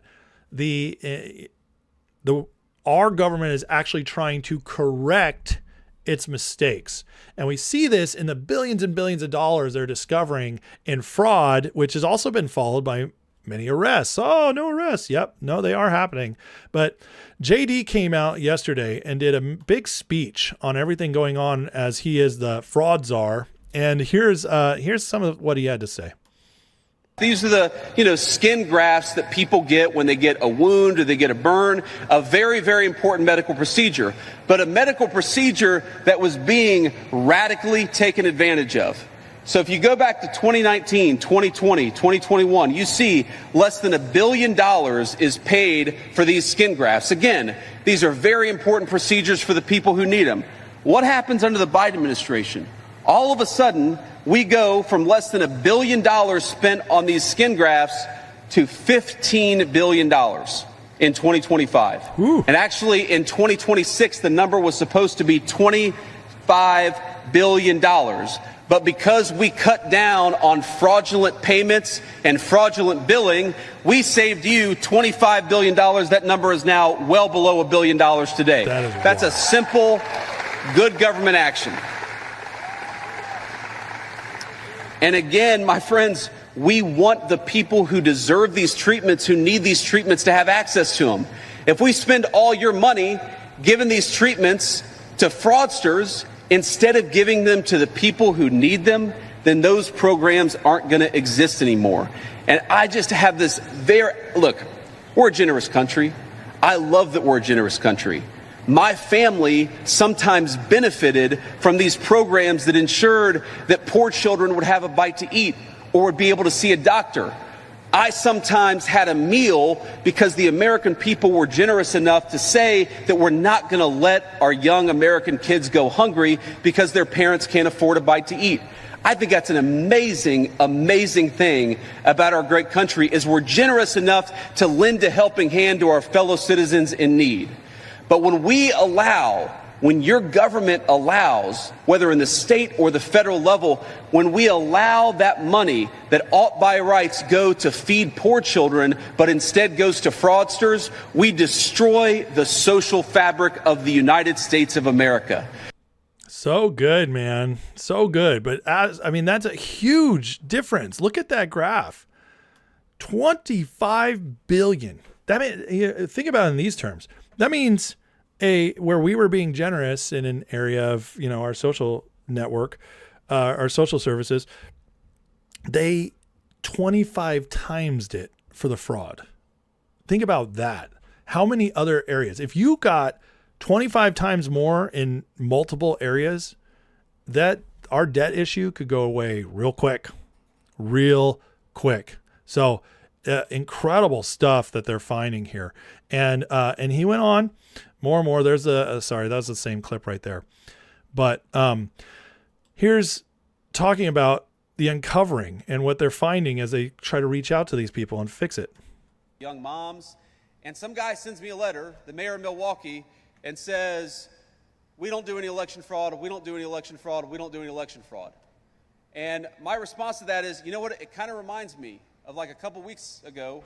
I get home to the Naval Observatory, the nicest public housing anywhere in the United States of America, and my 6-year-old greets me, and I love my little boy, but he's a little mischievous, and he gives me a big hug. He says, Daddy, I'm glad you're home. I didn't steal any of the cookies. I said, that's interesting that you volunteered that when I wasn't even talking about that. Well, of course, he stole the cookies. So when I hear a guy protesting out of nowhere, I did not do any election fraud, it makes me wonder, why is that guy protesting so aggressively? It's a little odd. You notice what they're doing. I talked about this in a previous segment, but this fraud attack, all the money, okay, we're uncovering, we're going after these criminals, we're linking it to the election fraud as well. In other words, what they're doing is they are painting a picture, they're telling a story of how our government allowed fraud and oversaw fraud at every single level. This is the same speech, same focus, fraud. And so he's got the Wisconsin governor like, whoa, there's no election fraud here. It's like, oh, that's funny. You have California, the obviously election fraud there, but also the skin grafts, the Medicaid fraud, the hospice fraud, 800 hospice providers shut down. This is wild stuff. Here's another clip of what they found. Oh, go to this one. Never mind. It's not a clip. It's just this is the picture. It went white. But look at this woman in the front with the smug look and the Louis Vuitton bag. So he's calling out a fraudster. My bad. His rapid response replied, "Your dumbass shielding a criminal who stole $2.4 million in taxpayer-funded benefits meant to help at-risk pregnant women and women with young kids. Spending the next decade in federal prison." That is right here. Stealing from kids. Benefits from kids. This is all over the place. And then, as I announced yesterday, the H-1B crackdown. And Vance mentioned this yesterday. But you know what's happening way too much? Is that big corporations and fraudsters overseas are using this program to undercut the wages of American workers. So you know what we're doing in the Trump administration? We're saying no more. If you were trying to take advantage of that visa program, you were not allowed in to the United States of America. Today, I'm proud to announce that the Federal Department of Labor has started dozens of subpoenas and investigations into foreign fraudsters who are trying to take advantage of the H-1B visa program. Here's a simple principle. Ladies and gentlemen, American jobs ought to go to American workers and not foreign fraudsters, and the Department of Labor is fighting back against it. Nice. Now, be sure to tell your buddy Vivek that, too. That's the big fall apart for Vivek Ramaswamy when he was defending the H-1B program. But the Trump administration is clearly going after it as H-1B applications are way down. Green card reapplications way down. All this stuff is actually already crushed, and now they're launching these investigations. It's huge. It's huge. And this is the legal side of our immigration policy. Amazing stuff. And it keeps going. Here's Dr. Oz. So earlier this year, the program integrity team, again led by Kim, but it also features Janine Ugo, Wisconsin's own Jen Dupee. And by the way, Ms. Dupee is backstage. I'm going to bring her out in a second so you can meet her. But Jen has done a wonderful job and speaks to the authenticity of the people of Wisconsin's desire to do the right thing. This is about loving your neighbors so much you're willing to make some of those difficult decisions. All of us serving under Secretary Kennedy, who's passionate about this as well, have identified a very troubling pattern, one that you should be aware of. A sharp increase, dramatic increase in billing for skin substitute claims based on last year's data. So let's put this up here. Now, this is a fascinating bit of chart. This, back in 2019, is how much money we were spending on skin substitutes. So this is the skin graft again, but he goes on to say, right here. What we noticed, and protecting taxpayer dollars is what this is all about, we noticed that people were billing for last year's, because we shut it down this year, they were billing for last year's work. And late March, we began a investigation, and we stopped paying the bad guys. The money never left the building. I'll let the numbers do the talking now. Through May of this year, just in the last few months, CMS reviewed more than 4,200 suspicious claims. So the bad apples that we caught last year were pretending to send us old bills. We said, we're not doing that anymore. And the claims they were sending us were about $225 million. A lot of money. Again, claiming things that never happened last year, they're trying to make it true this year. We denied nearly all of them. All. Over 95%.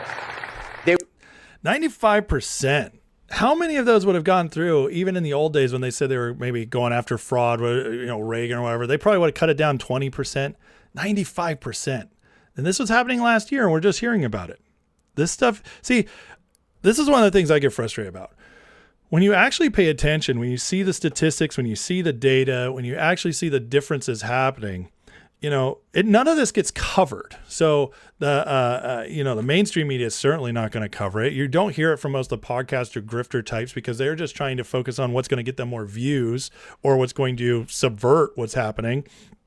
And so you constantly get people who are like, why is nothing happening? Why is the Trump administration doing anything? But this has been going on for months now, all of this, but it's not making the news. It's happening behind the scenes, and for the actual economy to show the differences in the economy with cheaper prices, all that takes time to weed itself out.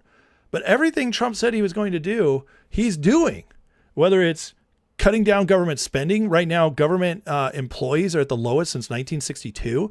We have the spending getting busted up in the fraud. And just like Trump said, we don't need to cut in the way that you think. We can eliminate a lot of this through fraud. Well, they're working on that, and that's been happening. The deportations are happening. We're up to like almost 4 million plus. We just had our fastest week of deportations last week, thanks to the new Supreme Court push through. This is all with, by the way, court system just stopping the Trump administration over and over and over again, having to fight through all that. It just keeps happening. H-1B way down. Hasn't stopped completely yet, but it's way down. All these aspects. In fact, last year was the first year in over 50 years where we had more people leave the country than come in. That's huge. Even the legal immigration side is being cut down significantly. But economically, yeah, it takes a little time for this to show, but this doesn't mean it's not happening. People just don't understand. We live in this microwave generation, this TikTok shorts generation that expects everything to happen instantaneously. Oh, I'm bored. Flip again. Nothing's happening. Flip again. I'm hungry. Microwave my food. But what Trump's doing is he's making you a real meal. He's taking the time to add the ingredients and make it from scratch, and then it'll be the best meal you've had. While he's also making a real meal, he's also planting outside, so you have a whole new access to real food. That's what's happening. And guess what, guys? It takes time. It takes time. So you keep doing it, and this is where it leads to. But rebuilding all this it's difficult. Here's a little clip from Fox News reporting on this. President Trump's leadership. He's the first president to take this seriously. And the president wanted an all-of-government approach, which means you need someone that sort of sits above the rest of the government to really get this done. And that's why Vice President Vance's leadership is so important. And the stats speak for themselves. Tens of billions of dollars of fraud discovered and payments prevented from leaving the government that otherwise would have gone to fraudsters. Hundreds of people indicted or facing prison. And also, I mean, this has gone a little bit below the radar, but it shouldn't. Kash Patel and the FBI, they have been chasing some of the biggest fraudsters that the United States has from the top 10 most wanted list all over the world. Somalia, the Philippines, Turkey. 4 years ago, we had an FBI that was prosecuting grandmothers for praying the rosary outside of abortion clinics. And today, the FBI is chasing fraudsters down to the ends of the world. The wins are just getting racked up every day. And it's because of President Trump and Vice President Vance. And that's what he was saying yesterday in Wisconsin. Hundreds have been indicted. It's wild. And then you see how they keep doing very creative ways to get their policies in place.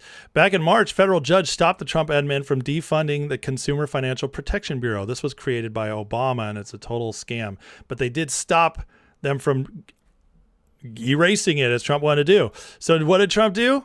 He put Russ Vought on it, and it's now a new mission: kick illegal aliens out of America's financial system. I love how they do this, man. The Trump administration always takes everything that's bad and turns it into a positive. And it's that kind of thinking we need. They don't just quit. They don't just blackpill. They just don't just doom. Oh, it's so hard. I'll never get it done. No, shut up and figure it out. Find the opportunity. And right here, the curious research. This is from Politico. Okay, they hate Trump. This is a left-wing rag, establishment rag. Consumer Financial Protection Bureau's curious resurgent, newly nominated director and flurry of recent actions have some concern. The administration's weaponizing the agency. I love it so much. It says set new guidance on who qualifies for mortgages and credit cards. Make it harder for immigrants to get access to financing. Put out a guidance to curb debanking or the practice of depriving certain borrowers of loans. It even overhauled its website, removing guidance materials and records of past enforcement actions against large corporations. I love it. I love it. Make it harder. See, if Trump can't deport them all, he's also going to make it so miserable for them to stay that they're going to leave on their own. That's genius. Okay? That's genius. That's how you do it. That's how you find opportunity in hard times. And that's what we need. Now, Here's more from the FBI, Cash's FBI. FBI's 26 national healthcare fraud takedowns result in 455 individuals charged so far with $6.5 billion in alleged fraud. This is just from one aspect of what they're doing. But guys, again, no arrests. No arrests are happening. It's just not the big names you want. But again, you clean up the fraud where it's happening at the moment and you work your way up and get the big names. This will happen in time. Says alleged fraud involved over $6.5 billion false claims, significant patient harm of 455 individuals charged. Over 90 are doctors taking out that establishment class. With partners in 56 federal districts, 45 U.S. states and territories, 50 state Medicaid fraud control units, takedown's greatest whole of government effort to combat healthcare fraud in U.S. history. Boom. Boom, baby. Great stuff. It's what we want. Now, with all this going on, Trump put out yesterday he wants a rehearing of the Supreme Court case for birthright citizenship. He says signs and billboards are put up all over our southern border, Mexico, advertising birthright citizenship with delivery starting at $4,000. And here's the you can pay $3,950 if you want to have birth naturally, make your child a U.S. citizen. Your foreign board C-section, $5,525. I spoke with Ken Paxton on this, and he showed me pictures where there are houses in Texas that look residential. So it could be your neighbor's house, and you go inside the house, and there are rows of bassinets where Chinese women are coming, giving birth to a child, then going back to the Chinese Communist Party, educating their child there, and they have U.S. citizenship, which could amount to more than 1 million new voters in this country over time. Only a stupid nation would allow this to happen. They also have a website, HaveMyBabyInTexas.com. By the way, this big border advertisement right there is miles away from the border. So their audience are people that are crossing back and forth. And by the way, if you think it's just Mexicans, no, that's just a checkpoint right there. People are traveling from all across the world to come to Mexico to go pregnant. They could have their baby here in the state of Texas. And, you know, as a result of that, their kids are going to be American citizens. Congress has to codify this law. Yeah, and that's what they need to do. They've taken this billboard down and the website. And this is obviously catering to a Spanish-speaking audience. The ones that I mentioned were separate and apart. So crazy. So Trump is asking a rehearing by the United States Supreme Court as he sees this to get it done. It rarely happens. Last time it happened was in the 90s. They reheard a case and they overturned it, but it's only happened a couple times in our history. It's very unlikely to happen. Okay, the majority, the 5 or 6 who voted for it, in the majority opinion, depending on how you break it down, that would mean 3 or 4 of them have to agree to this. It's probably not going to happen. The hope is that maybe Trump has some leverage he can pull here, but again, unlikely to happen. But I'm telling you, this is going to just become a bigger issue. Someone said the other day, and I thought this was very smart. They said that this is like for Republicans this year what the Roe v. Wade decision was in 2022 for Democrats, which it energized them to get to the polls in the midterms.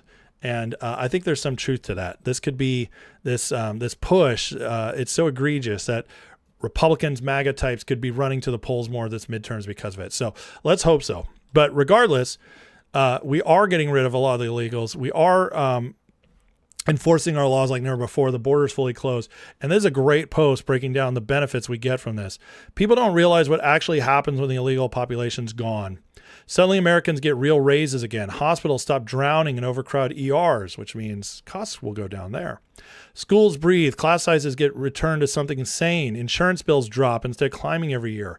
I can speak to that personally. When I lived in Texas, which the area I was in had a large illegal immigrant population, my car insurance was insane. And then I moved to North Carolina, where we have a much lighter illegal immigration population, and it went way down. So, and I know that had something to do with it. Young families can buy homes. Grocery prices level out because welfare load isn't crushing system anymore. We're already starting to see that with places like Walmart. Remember, Arizona, their SNAP benefits is people requesting SNAP benefits down by half, 500,000 people less.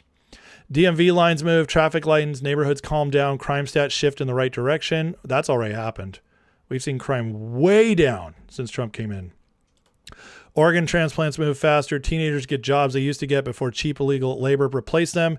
Trade programs fill with American kids who can learn a living again. And people start having families because cost of living isn't strangling them. You remove the illegal burden, the country snaps back into shape overnight. I played about a year ago. Ann Coulter did a fantastic segment. I don't always like Ann Coulter, but she did a fantastic breakdown of what it means when we get the illegals out. And it's going to change so many things. So again, that's all economic. It's all economic. Now, this shows Rubio sending home a Kuwaiti national who entered the U.S. on student visa and later attained a green card. Why? Tariq Al-Ghoudari denigrated the USA, expressed support for terrorists, and wished harm on POTUS. And now he's gone. Here's some of the posts he was placing. Posts from his Instagram, Blue Sky Pounds. He repeatedly expressed disdain for the U.S. Regardless, he's gone now. And see, this tells you, again, this is proof the Trump administration is willing to do what other presidents would not do, would not dare to do. Even get rid of people legally here who hate our country. That is wonderful. And if they're willing to do this, you better believe they're willing to do the simpler things. As I keep trying to make clear to everybody who is still doubting or dooming or blackpilling, stop it. So much good is happening. Now, Carmi Dillon posted this yesterday. I almost teared up at this. We've come a long way from civil rights at the time I was nominated for now is total refocus of our mission and people to serve all Americans. And this is why they swore in 100 new attorneys and staff in the Civil Rights Division of the DOJ. That's a good thing because this is not the Civil Rights Division of the past. Carmi Dillon is one of those toughies. And this swearing in all these people, these are all going to be on the MAGA side of things. You're getting rid of those liberal, crazy DEI lawyers and replacing them with people who are actually going to do the work. And as Publius says, I don't think most non-lawyers understand how transformative this is. For years and years, DOJ Civil Rights Division was the relentless legal hammer that enforced racist, sexist, bigoted policies of DEI while ignoring actual civil rights like freedom of speech, the right to bear arms, and voting integrity. These are career employees. They're not going anywhere anytime soon. That is enduring change, rolling back Obama-Biden era of corrupt injustice masquerading as justice. Big deals, lasting change, which means we get a lot of change now. Okay. Trump's moving fast on a lot of things, but the biggest changes are still going to be down the road because the biggest changes need new infrastructure to happen. And that is happening. That's another reason why I think blackpilling is stupid because it just shows, an inability to understand how these things work. We're getting more and more information coming out about the elections. Here's a wonderful little clip that explains just how fraudulent 2020 was. And as people are starting to understand as they go into the data. The average turnout in a presidential election from 2000 to 2016 was 53 or 54%. So roughly between 50 and 60%. The turnout in 2020 was about 60%. And so that's higher than average, but it's believable. That is the turnout that is reported when you look at all of the news stories about the election. But they're wrong. Because all of those stories take the number of votes divided by the over 18 population. That's not voter turnout. Voter turnout is number of votes divided by the number of registered voters. Because population over 18 includes people who are eligible to vote but are not registered. It includes non-citizens who legally cannot vote. It includes felons who can't vote. It includes mentally incapacitated people who cannot vote. So the over 18 population is greater than the number of registered voters. So if you take the number of votes reported in 2020 and divide by the over 18 population, 60% is a little higher than the 53 or 54% average, but it's plausible.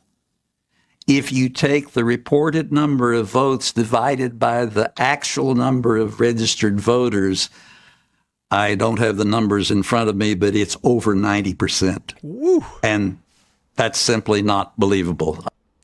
Everything is a psyop. They lie to us about it all. And most people don't do the work to actually find the data. They just listen to how it's interpreted to them. This is how you get people who think you're crazy when you say 2020 was stolen. They say, look at the data. It wasn't that much higher. Look at the data. Everybody was home. It was legal. And then they don't look at the law changes that happen. They don't do the math the right way, as this man explains. That is because they don't have the interest to. They were told one thing that satisfies their belief system, and they stick with it. Meanwhile, the more you look into it, this is spreading on X right now. The more you look into it, getting ready for elections, the data is insane. And it's proof that things were not right. You go into that, you find it. This is why I do what I do on my channel, and I try to show you guys how I get to where I get to. I'm not just spouting out at you. I'm not Candace Owens sitting behind my laptop that you can't even see and just talking to you guys, making stuff up as I go. You know, we go through it. We go through the data, and I explain to you why I think it means what I think it means. But that's, you know, I mean, this is crazy. It's like when you go registered votes, this guy did the math. It's around 95% of eligible voters voted in 2020. That's impossible. It just doesn't happen. Ever. So how can you explain that? But they hid behind this number.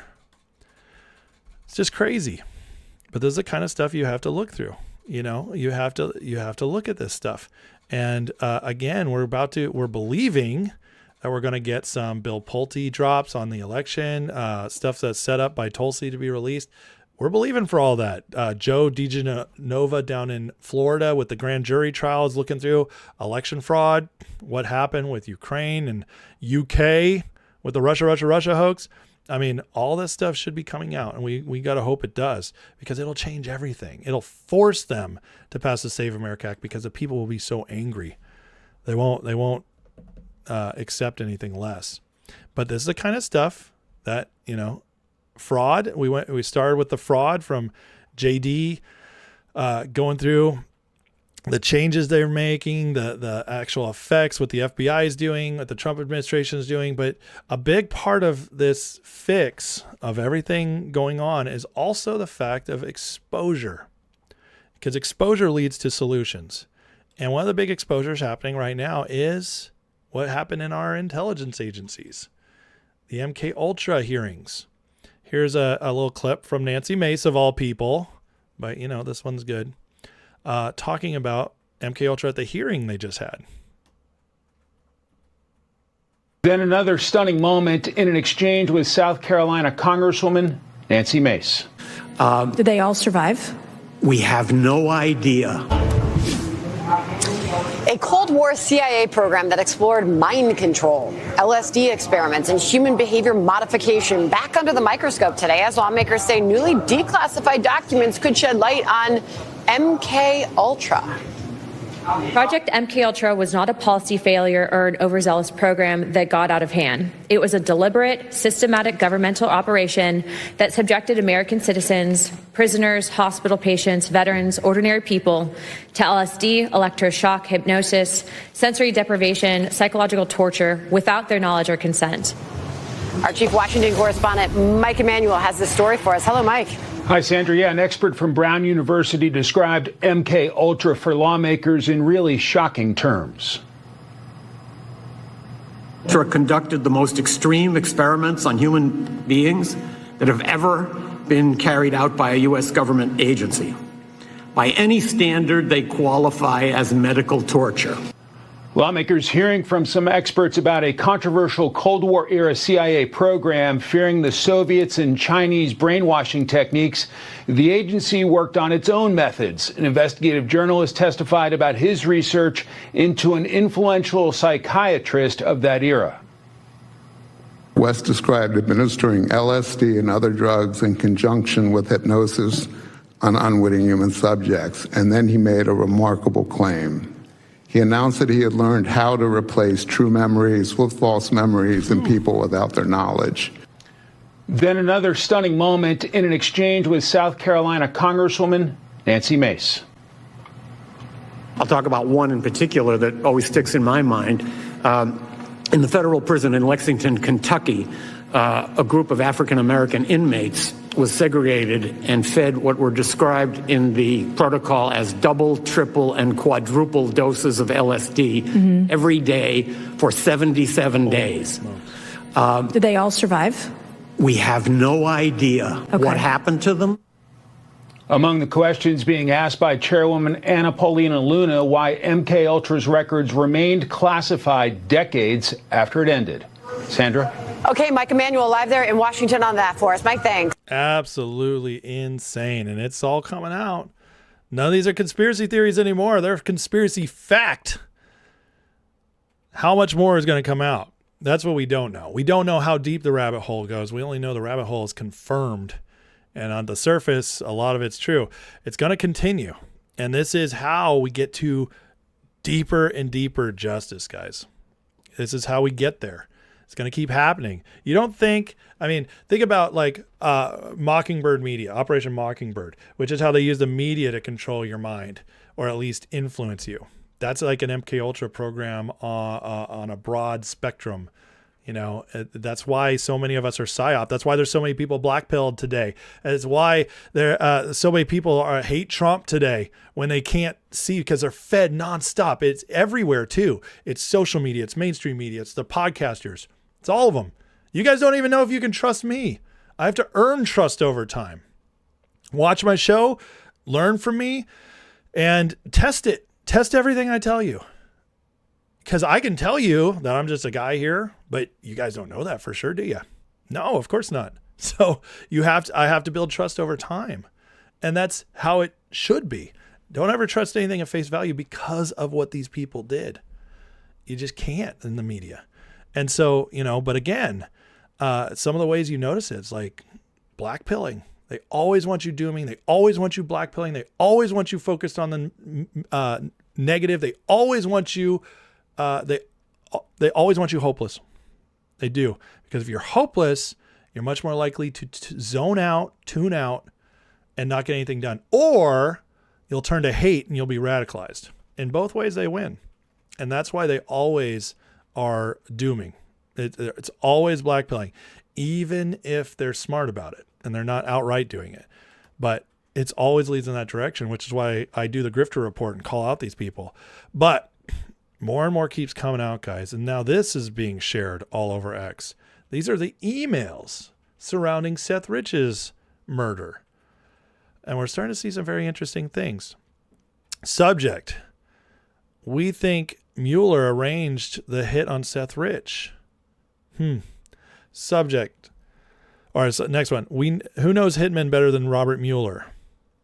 It goes down and down. We don't have all. Some of the stuff's redacted because, government employees, whatnot. But this one, subject: Crooked Mueller as name of hitman. Clinton's hired to murder Seth Rich. Crooked Mueller says he would have done the same thing, hired a hitman. Seth Rich: Mueller has access to plenty of hitmen who owe him and ready cash. And we got John Podesta right here. I'm definitely for, making example of suspected leaker, whether or not we have any real basis for it. And this is in response to the Seth Rich stuff. This stuff's crazy. Keep getting it out there. Keep getting it out there. Just like the Epstein files. Everything we get, share. We keep going through it all. But there's a reason we're seeing more and more of this now. Okay? The reason is that we have a leadership by a miracle. By a miracle. We have leadership right now who is actually on the side of the people, who actually cares about our country, and actually hates how the people have been being treated for decades. And that's why everything's changing right now. I had somebody write me the other day, oh, Trump's one of the 300, and, you got to look into it. I was like, retard. I've looked into all that stuff. I've been researching Trump for 10 years. Guess what? He comes up clean. And not only does he not have those ties that everybody who wants to doom on Trump says he does, not only does he not have those ties, the evidence, we're watching it right now as they all scramble every time he does something. They are terrified of him. Hillary Clinton's out there telling, don't give anything to Bill Pulte, guys. Telling intelligence officers, don't listen to their ODNI. We're watching everybody in Europe scramble. How do we survive this? How do we survive Trump? Over and over again. If the rats are all scared, then the guy going into the cage probably isn't a rat. He's probably the predator. And they're scared of Trump. And the evidence is overwhelming at this point. So this is why things are changing, though. So stop dooming, stop blackpilling. Much is happening. Arrests are happening. Fraud's being exposed. Money is being saved. And yes, even our deepest, darkest operations are being exposed. That's why we're heading to a very, very good place over the years, guys, as long as we don't let it stop. And that's what I believe more than anything. We already won. We're in charge. And now all we got to do is make sure it doesn't stop. It doesn't end. And if we do that, we win and we get a better country than we've ever known before. So great things are happening. All right, guys, please hit that like and subscribe. We got a Grifter Report next as the final segment today, going over the Tyler Robinson trial and Candace's grifter friends imploding. But first, I want to get to the super chats and people who have been reaching out to me over the last segment. Let's see here. I got a $10 super chat from Scott. Buzz says, love your content perspective. Are there actual differences between the far left and mainstream Democrats? Is it a difference without a distinction? Well, one of the differences is that the far left is honest. They're honest about who they are. So that's important. Okay. It's important to recognize that they don't care if you know who they are. They don't care if you know what they believe. They're going to be open and honest with you. The mainstream Democrats, they hide, they lie. They hide behind being moderate, and they don't want you to know who they really are. But when it comes to policy, they're mostly aligned. Some will be more moderate than others, but it's usually only because they're, say, like snuck into a red state, so they have to move slower.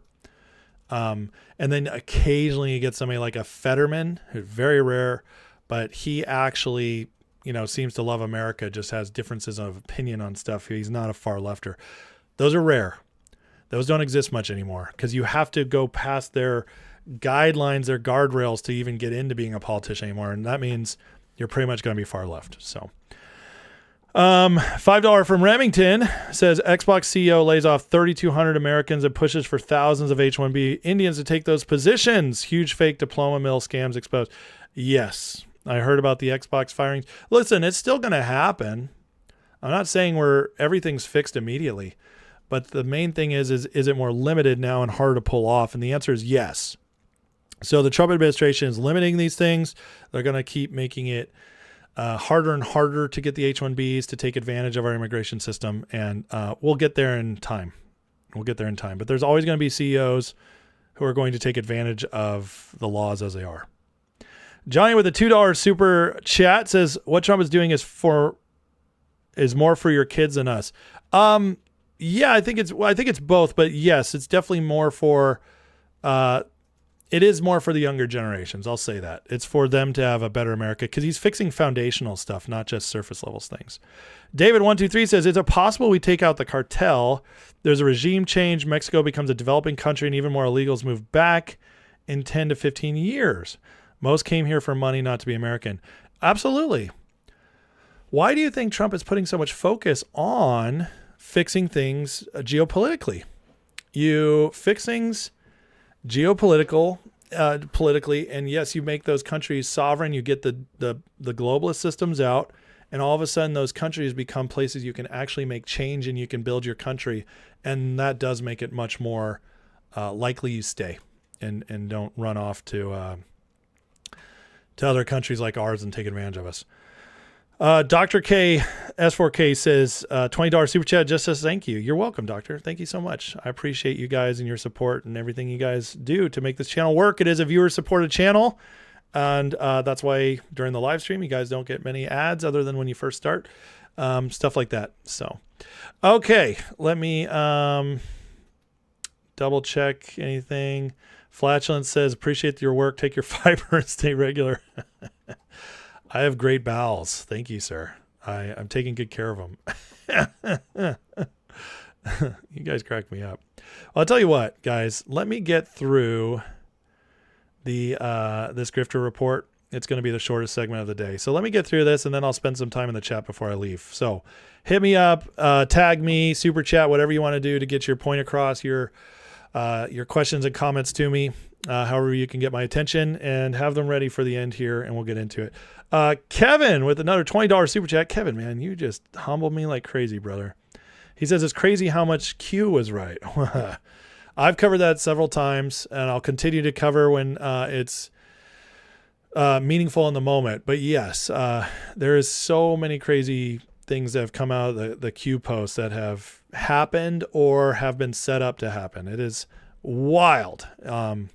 And most of what people know about Q, or QAnon, as they say, which that's part of a PSYOP is calling it that, is not true and is taken out of context or whatever. But yes, you're absolutely right.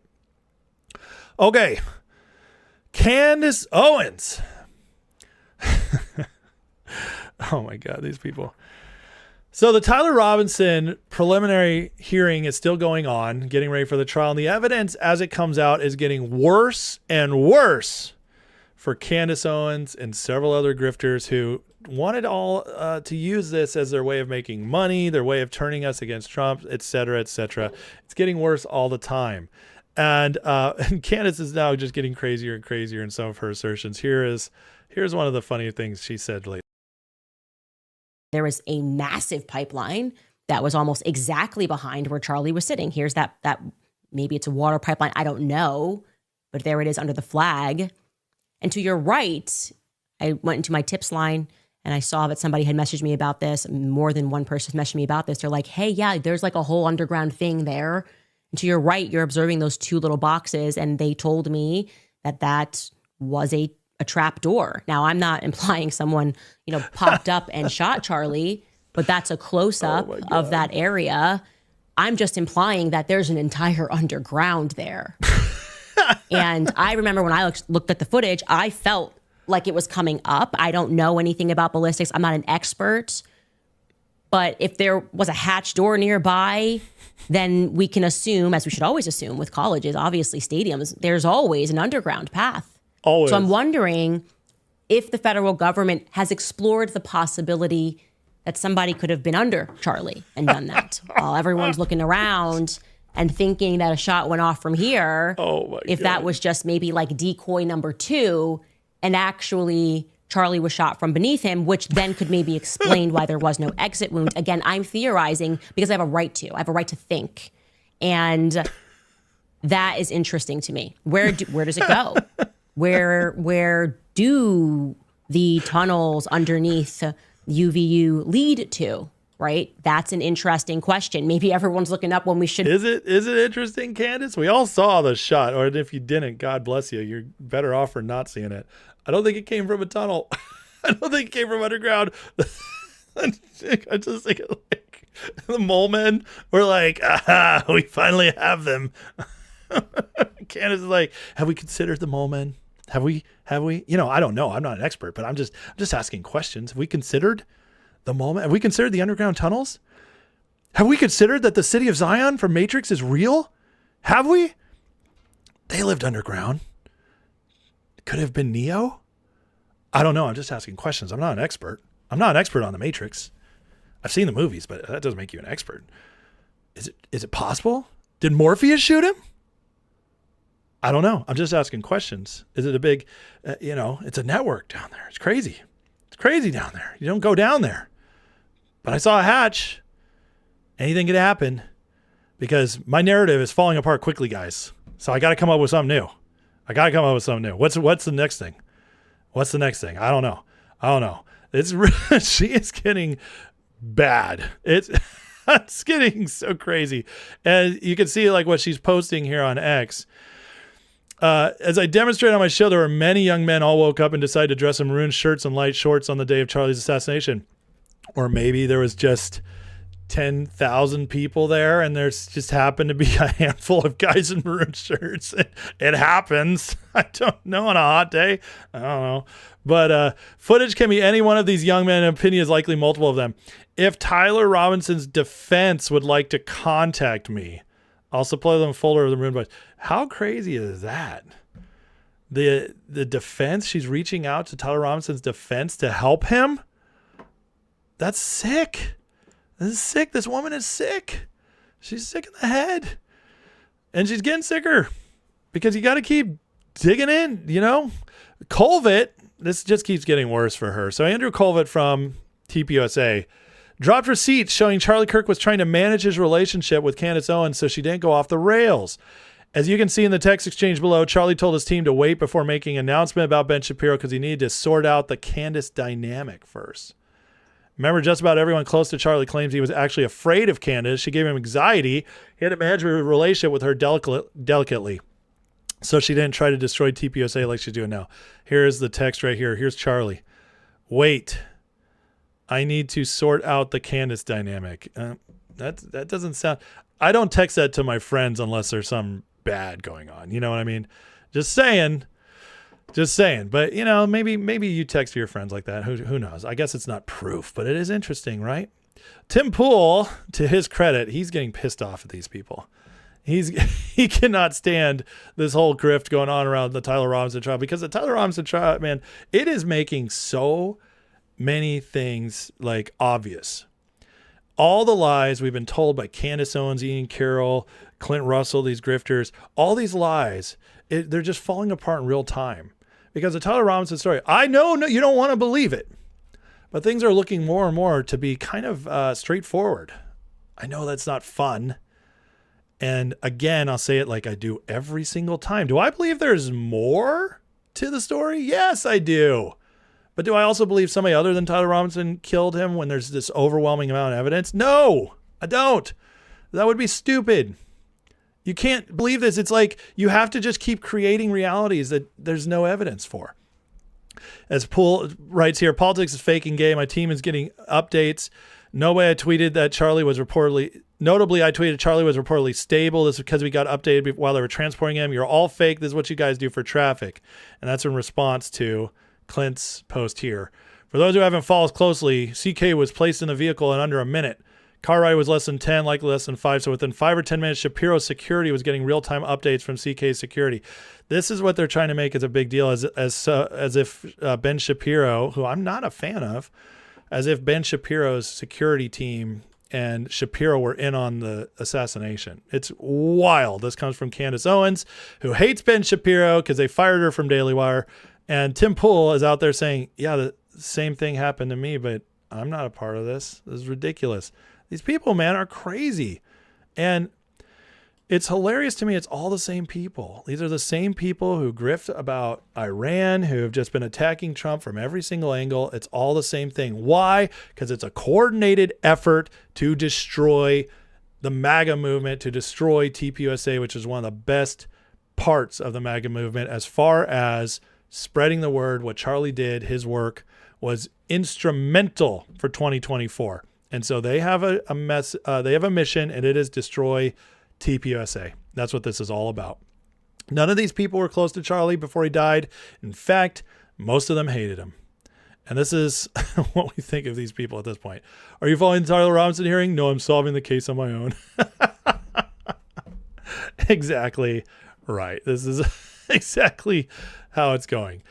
Now, it's so bad that Megyn Kelly has now gone full on the other side. She's trying to make her way back because she can see where the grifters are headed. They are falling apart. She could see where the Candace Owens train is heading, and it's falling off a cliff. So Megan is trying to come back, and as she does here while going through the trial. Today's task is to figure out whether Tyler Robinson pulled the trigger. That is today's task. And the evidence that he did is overwhelming. It's overwhelming.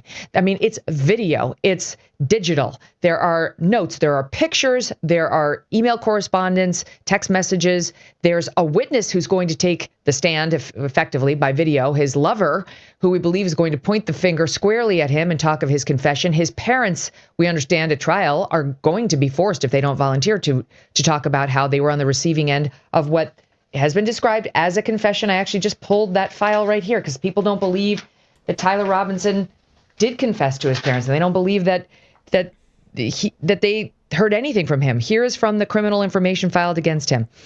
As they discussed the situation, his parents, with Tyler, Robinson implied that he was the shooter and stated that he couldn't go to jail and just wanted to end it. When asked why he did it, Robinson explained to his parents there is too much evil and that Charlie Kirk spreads too much hate. They talked about Robinson turning himself in and convinced Robinson to speak with a family friend who's a retired deputy sheriff. At Robinson's father's request, the family friend met with Robinson and his parents and convinced Robinson to turn himself in. The family friend spoke to police, reported telling Robinson that it would be best if he brought all the evidence with him to the sheriff's office to avoid police having to search his parents' home.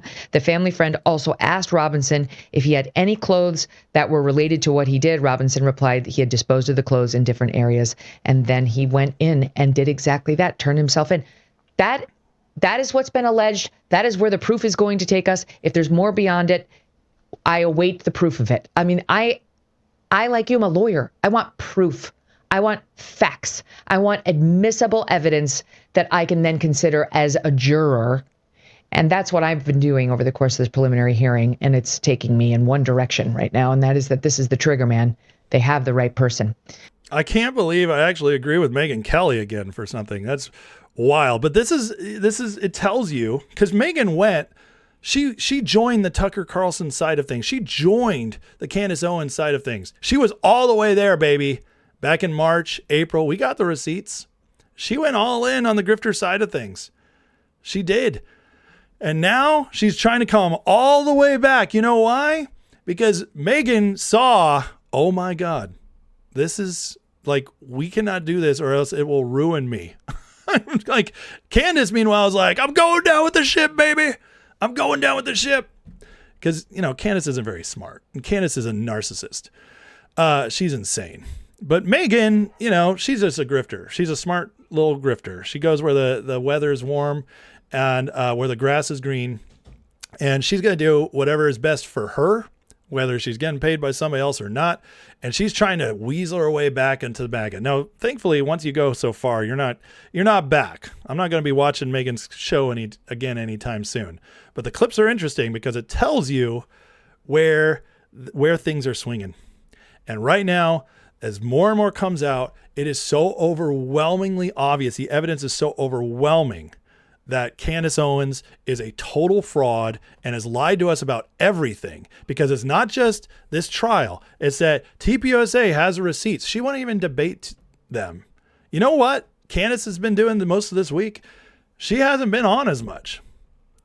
She when things tighten up for Candace, she goes back to posting more instead of doing as many lives because she just can't handle it in real time. She's not smart enough. And she's also lying. She's got to come up with new lies, like the super secret hatch. This stuff is insane, but it's funny. So we got to laugh at it because it's so ridiculous. And you know what? The best way to look at these people is to mock them. Because they should be treated as seriously as they deserve to be treated. They don't deserve to be treated seriously. Someone like Candace Owens, when she goes that crazy, she doesn't deserve to be treated seriously. So we're going to make fun of her because that's what you do.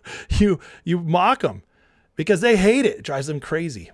That's one of the reasons I do this segment all the time. Because not only do I want to show you guys how insane this stuff goes, because millions of people listen to them and they don't do the research on their own, or they only follow the grifter people. They don't listen to the real evidence.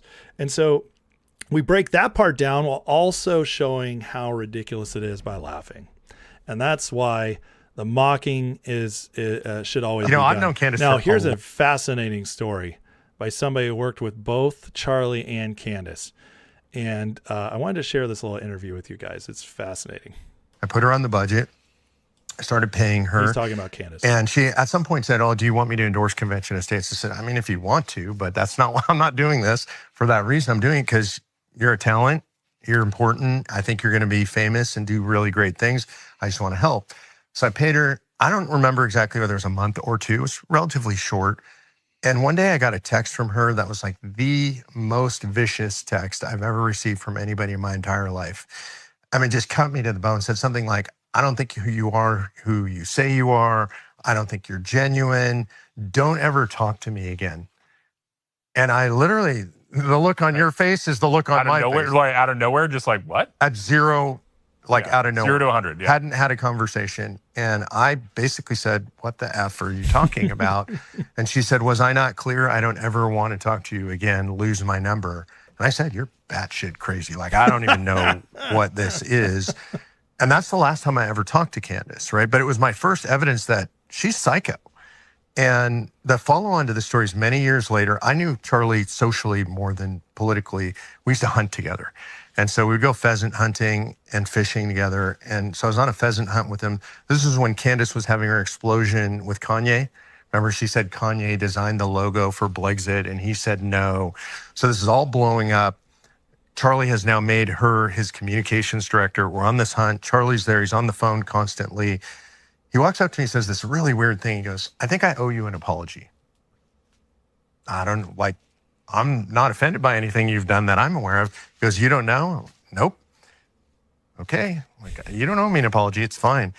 And I asked him a little bit later, I'm like, I don't know what that was all about, but I do have one question. I got this super weird text from Candace. It was just the meanest text I've ever gotten in my life. I was just trying to help her. And he pointed at his phone and he goes, "Some people never change." And that to me was the beginning of a through line, right? Like I saw, okay, I don't know what's going on with her and Charlie, but it's bad and she's being vicious. She was bad and vicious to me. She then goes to PragerU. And I kind of tried to warn the PragerU folks, like, can't tell you exactly what's going to happen, but it's probably not going to be good. She leaves PragerU. I get told by folks at PragerU, pretty ugly. She ends up at Daily Wire. I'm like, oh my God, my friends at DW. This is so bad. Obviously, it goes poorly. There is a through line from the day I met her that she is a vicious, psychotic person. Candace has burnt bridges every single place she's gone. TPUSA, Daily Wire, PragerU, you name it. She just, everywhere she goes, she finds her way out. And it's not because she's a truth teller. It's not because she's independent. It's because she's horrible. She's a terrible person who's only doing out for whatever is good for Candace all the time. And the problem is that for all this time, she got away with it. She built her audience. And now she's gotten so into her own self, left out on the string by herself on the branch in her own world, in her own show. She's now created a scenario by going in on this Charlie Kirk stuff that it's going to ruin her because she staked her whole career on it. And guess what? She's got no friends who are going to back her up.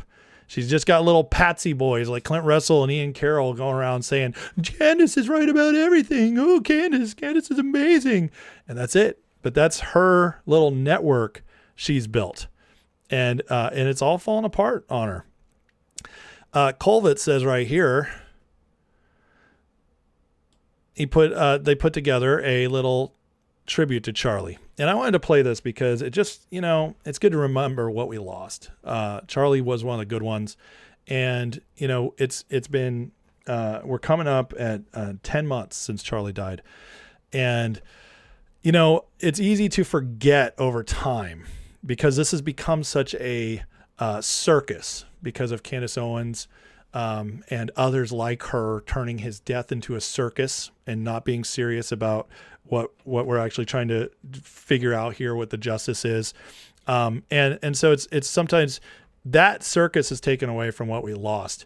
When meanwhile, if none of this had happened and we'd left, it to be done, put real investigators on it and did not turn it into the sideshow it's become, this would have been the focus of carrying out this next year since Charlie left, is remembering him, focusing on what he was doing, focusing on his mission, and getting stuff done. And so it's important to remember what we lost.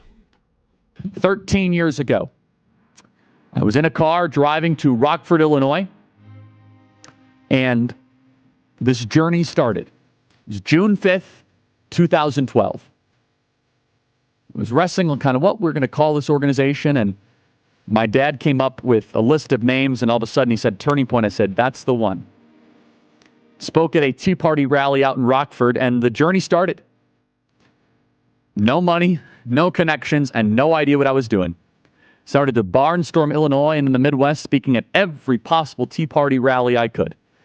That was the garage that we literally started in Lamont, Illinois. I had burning desire. Looking back at it, I wanted to grow this thing more than anything imaginable. I poured every part of my being into this. Now we are 13 years old. We are a teenager defying all the odds, and only made possible thanks to God Almighty blessing us every step of the way. He was 18. No money, no map, only a call from God. My political journey was in the midst of the Obama craze in Chicago. As someone who was generally conservative, I realized this generation, millennials, is going to be the most progressive generation in history if we don't do something about this. We're active in about 15 campuses, and we're growing very, very quickly. And keep in mind, this is not just a flash in the pan movement. We're going to become an institution to give them the power and the confidence to stand up and let their voice be heard. I was 18, no idea what I was doing, no connections, no money, unlimited energy, enthusiasm, and I actually thought this was possible, which was kind of crazy to think about it.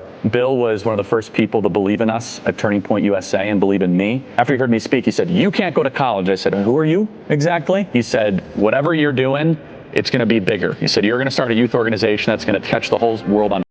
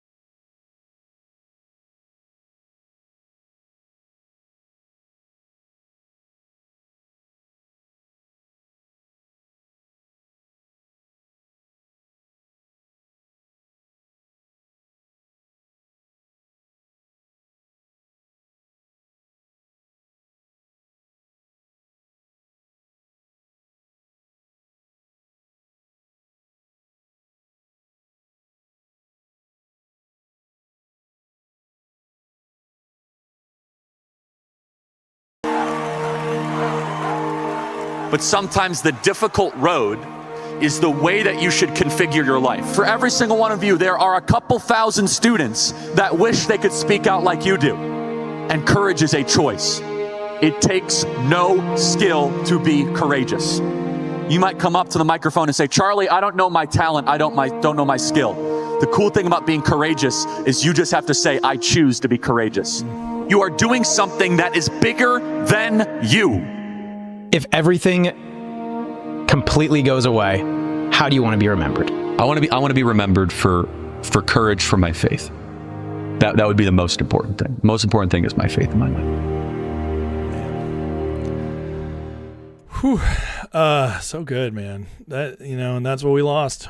And this circus show that's been ever since is an abomination. It's a desecration on his grave. And this is why one of the reasons why I keep showing it, because you have to beat them back. You know, I'm not going to say I do it for Charlie because I was doing it anyways, but he's one of the reasons I do it. He's one of the reasons I want to show up, because this man exhibited faith. He exhibited courage. He exhibited brilliance, just like I would want to do, just like I think we'd all want to do. That's why Charlie was so inspiring. And what they're doing around his death is a disaster. It's disgusting. It's demonic. And this, you know, I always say, like, to me, the biggest red flag was that Candace already started doing it just 2 weeks after he died. It's too close. It's not enough time. It's not enough time to be serious about looking things up. And from that moment on, and you can go back and look at my videos going back there. From that moment, I just knew this is all a sham. It's all a sham. And it's pathetic and sad, but you know what? We're not going to let them win. We're not going to let them win. We are going to make the thing that should be the thing. We're going to get it back, because right now, Candace and all them, they're scrambling. They're falling apart. Their whole case is falling apart. And soon, no one will be listening to them anymore. And that's why we're going to get there. Okay. We're going to get to the right place. And, you know, Stephen Miller, after this, he had, he let in with all the case going on. He shared his last message from Charlie. This is the last thing Charlie said to him. The last message that Charlie sent me was that we need to have an organized strategy to go after the left-wing organizations that are promoting violence in this country. And I will write those words onto my heart.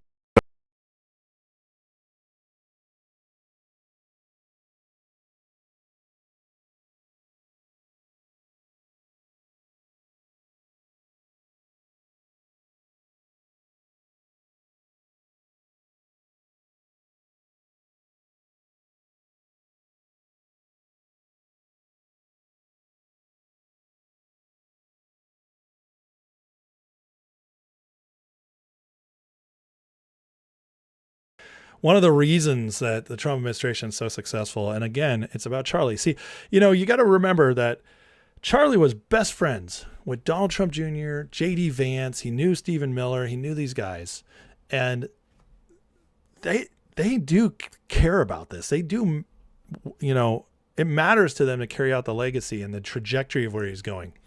And I will say, like, out of everybody in politics, there, you know, I trust President Trump the most, but second most was Charlie.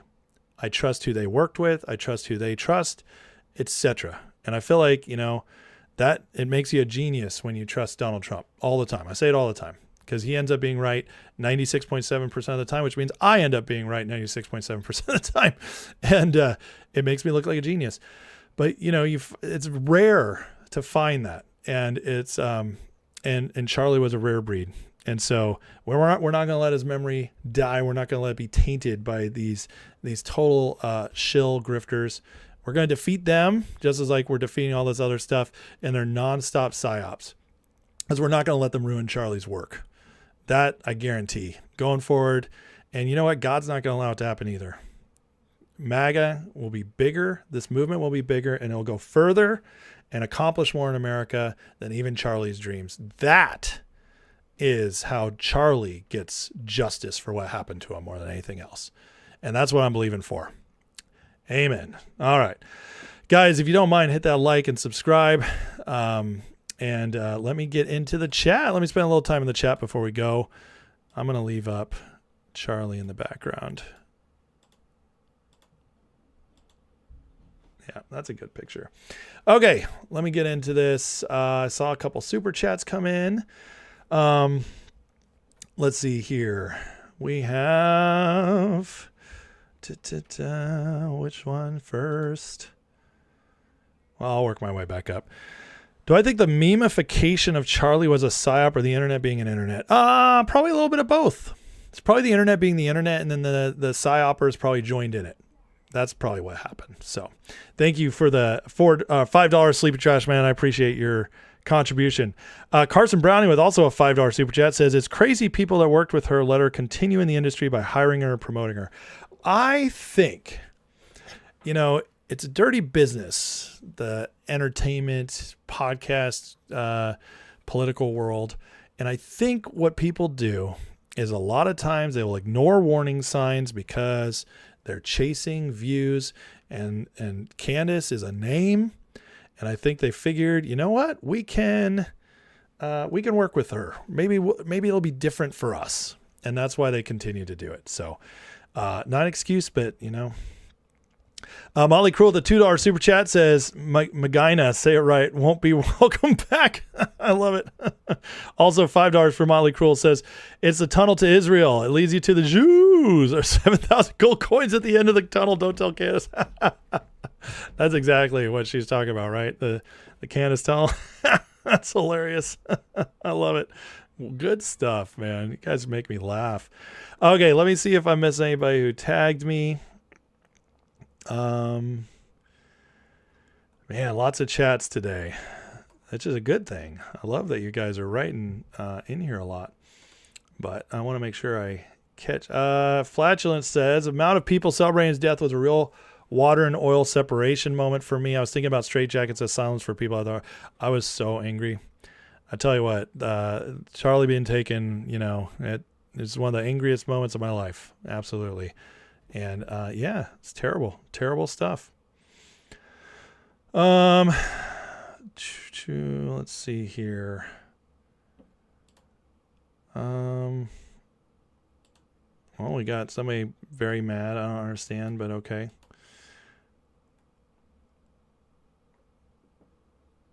Remington.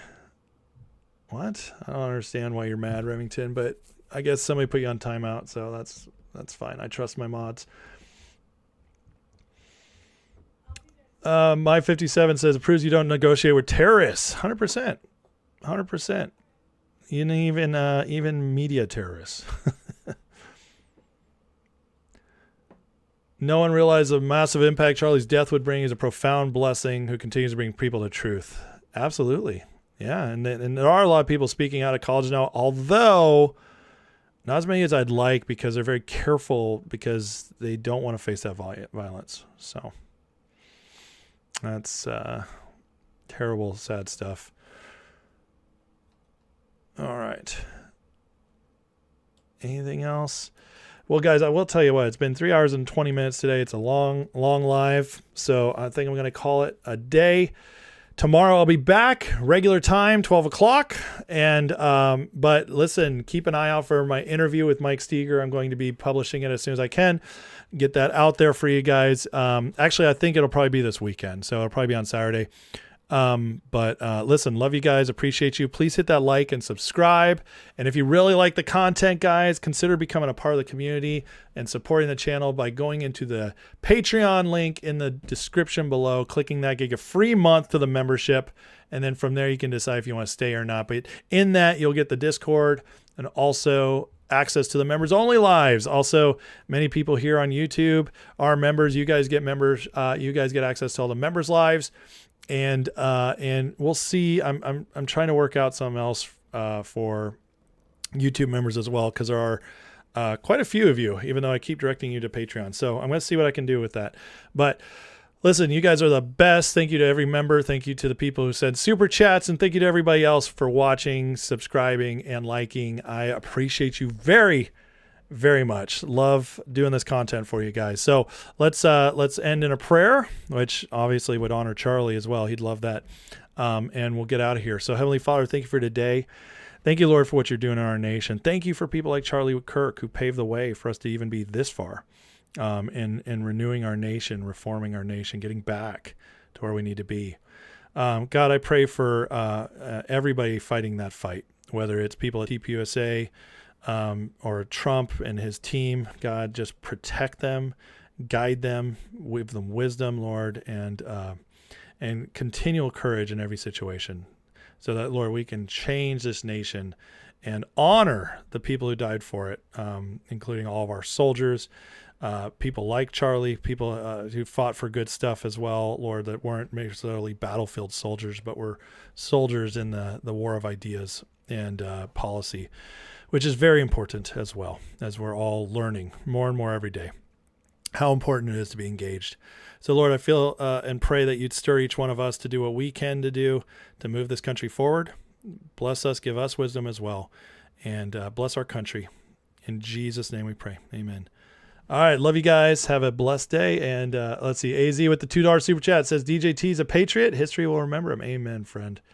Amen. You guys are the absolute best. I love you guys. And pray you have a wonderful rest of your day. And I'll see you all tomorrow. Take care.